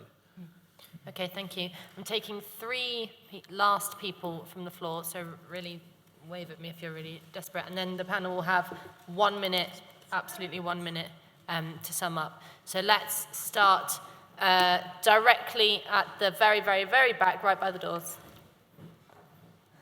I thought you were going to describe me then now.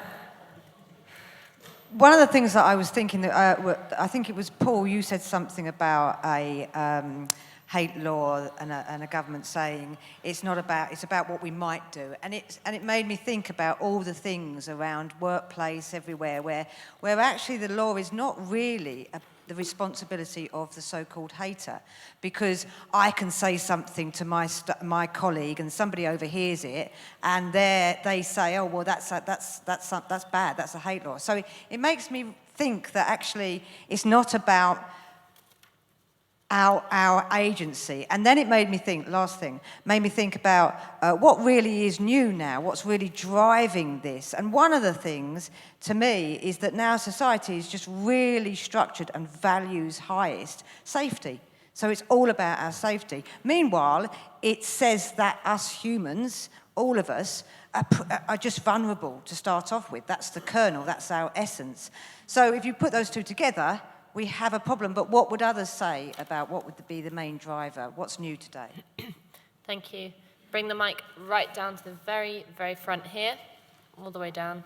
And the second mic can go there afterwards. This gentleman's hand up. Hi. There is one area that I think really does need control, and that's in schools where teachers, and sorry, dare I say it, Muslim and Jewish schools and Catholic schools probably, where teachers describe homosexuality as an abomination. I think there was a few years ago, there was a head teacher of a Muslim school who went on radio saying that in an ideal world, homosexuals should be put to death. And I really am concerned about the welfare of children in those schools who are hearing that message and haven't got anyone to turn to, probably not sympathetic parents, nobody in the school who is going to counsel them if they're in a very close-knit community.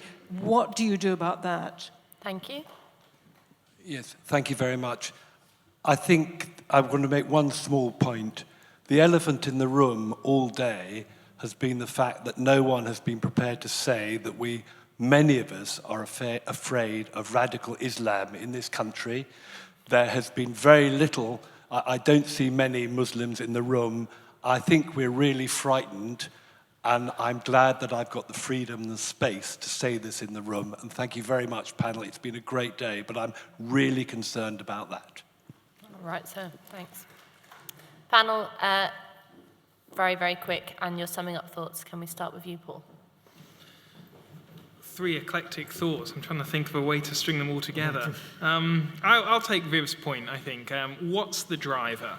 behind all of this. And I think that Viv rightly says that the valuing safety is certainly very high up there, that we value our safe spaces, we want to be protected, we don't want to be offended at all costs. But I think there are some other drivers as well, and I think one of the main drivers is the idea that we can't be heard unless we are a victim of some sort. And so I come back to this idea of power, that people are using it as a card by which they can gain access and gain certain benefits. And I think this was commented on earlier, this sort of the spreading of phobias is just so dangerous, because we all want our protection and the phobia that applies to us, and then we use that as a means of gaining power. And so we have Islamophobia, we have homophobia, we have transphobia. And I'm a Christian and was in a conversation with some fellow Christians who were saying, look, we need to coin the phrase Christianophobia.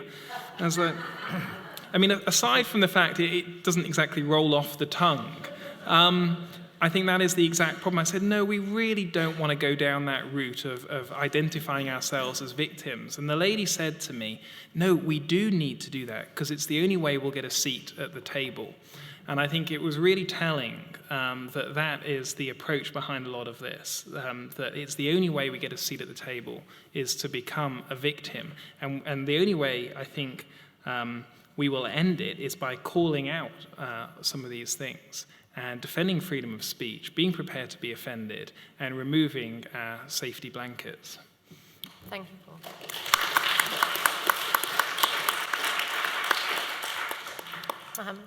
Thank you. I just want to thank the last gentleman for raising the issue of the elephant in the room. I did chuck it out, and I was hoping I would get some very frank questions in relation to Islam, and particularly sort of the theological underpinnings of radicalism in Islam. I have, if you particularly want to Google me, I've written quite a lot about stuff, and also as a result of publishing an article in the Irish Times in support of Pastor McConnell's right to criticise my religion, the consequence was I was put on a blacklist.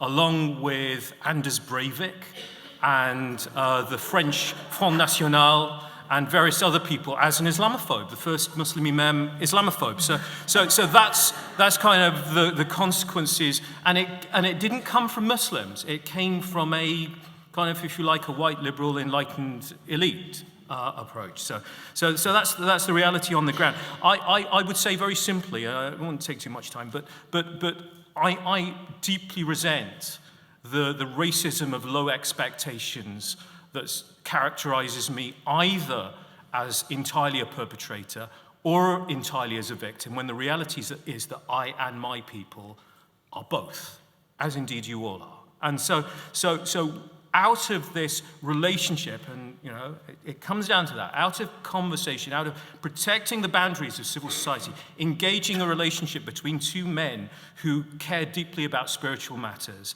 and talking and discussing, we have come to an understanding of the need for reciprocal pluralism, which means that we cannot be building mosques here while we allow churches to burn over there. And Muslims have to take their stand alongside Christians and others in civil society in defense of the religious freedoms of us all. We're not victims, we're not perpetrators, we're both. And really, if that's a message that we can foster through protecting civil society and protecting the freedom of academic and religious discourse, including the right to criticize religion, then that's a good thing that we'll have achieved out of today.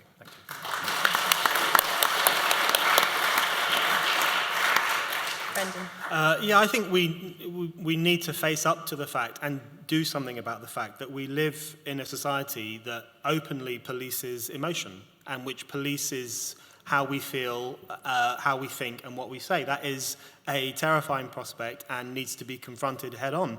Not only through the policing of hatred with hate speech laws and preemptive self-censorship in relation to hatred, also in relation to anger management, which is a booming industry. It's used on students who are considered to be too angry. It's used on prisoners. It's become this kind of institution.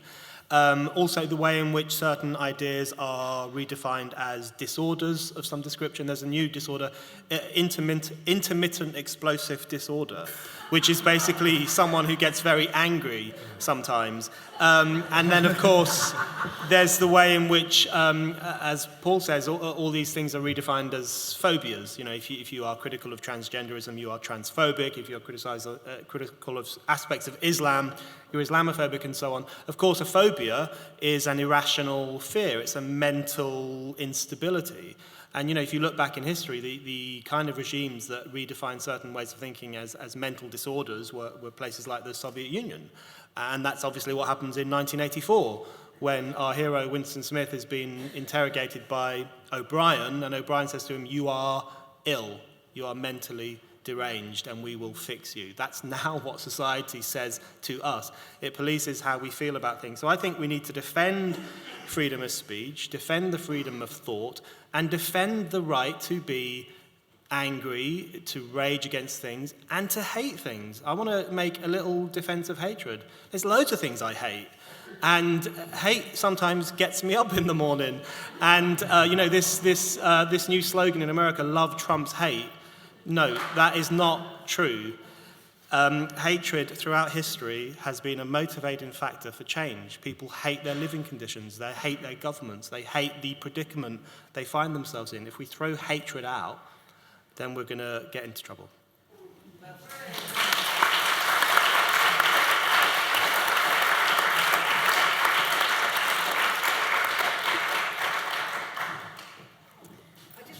I just want to quickly say thank you very much for coming to this event. We want to say a big thank you to ADF International, because they are Spike's partner in not just this event, but in Spike we have, or on Spike should I say, there's essays and articles and podcasts around this particular issue. So Paul Coleman and Andreas at the back there, thank you very much. Now, just quickly, before you go, don't let this, basically just read a lot of Spite. Sign our manifesto, give us as much money as you possibly can, and then you'll feel really rich inside. Thank you.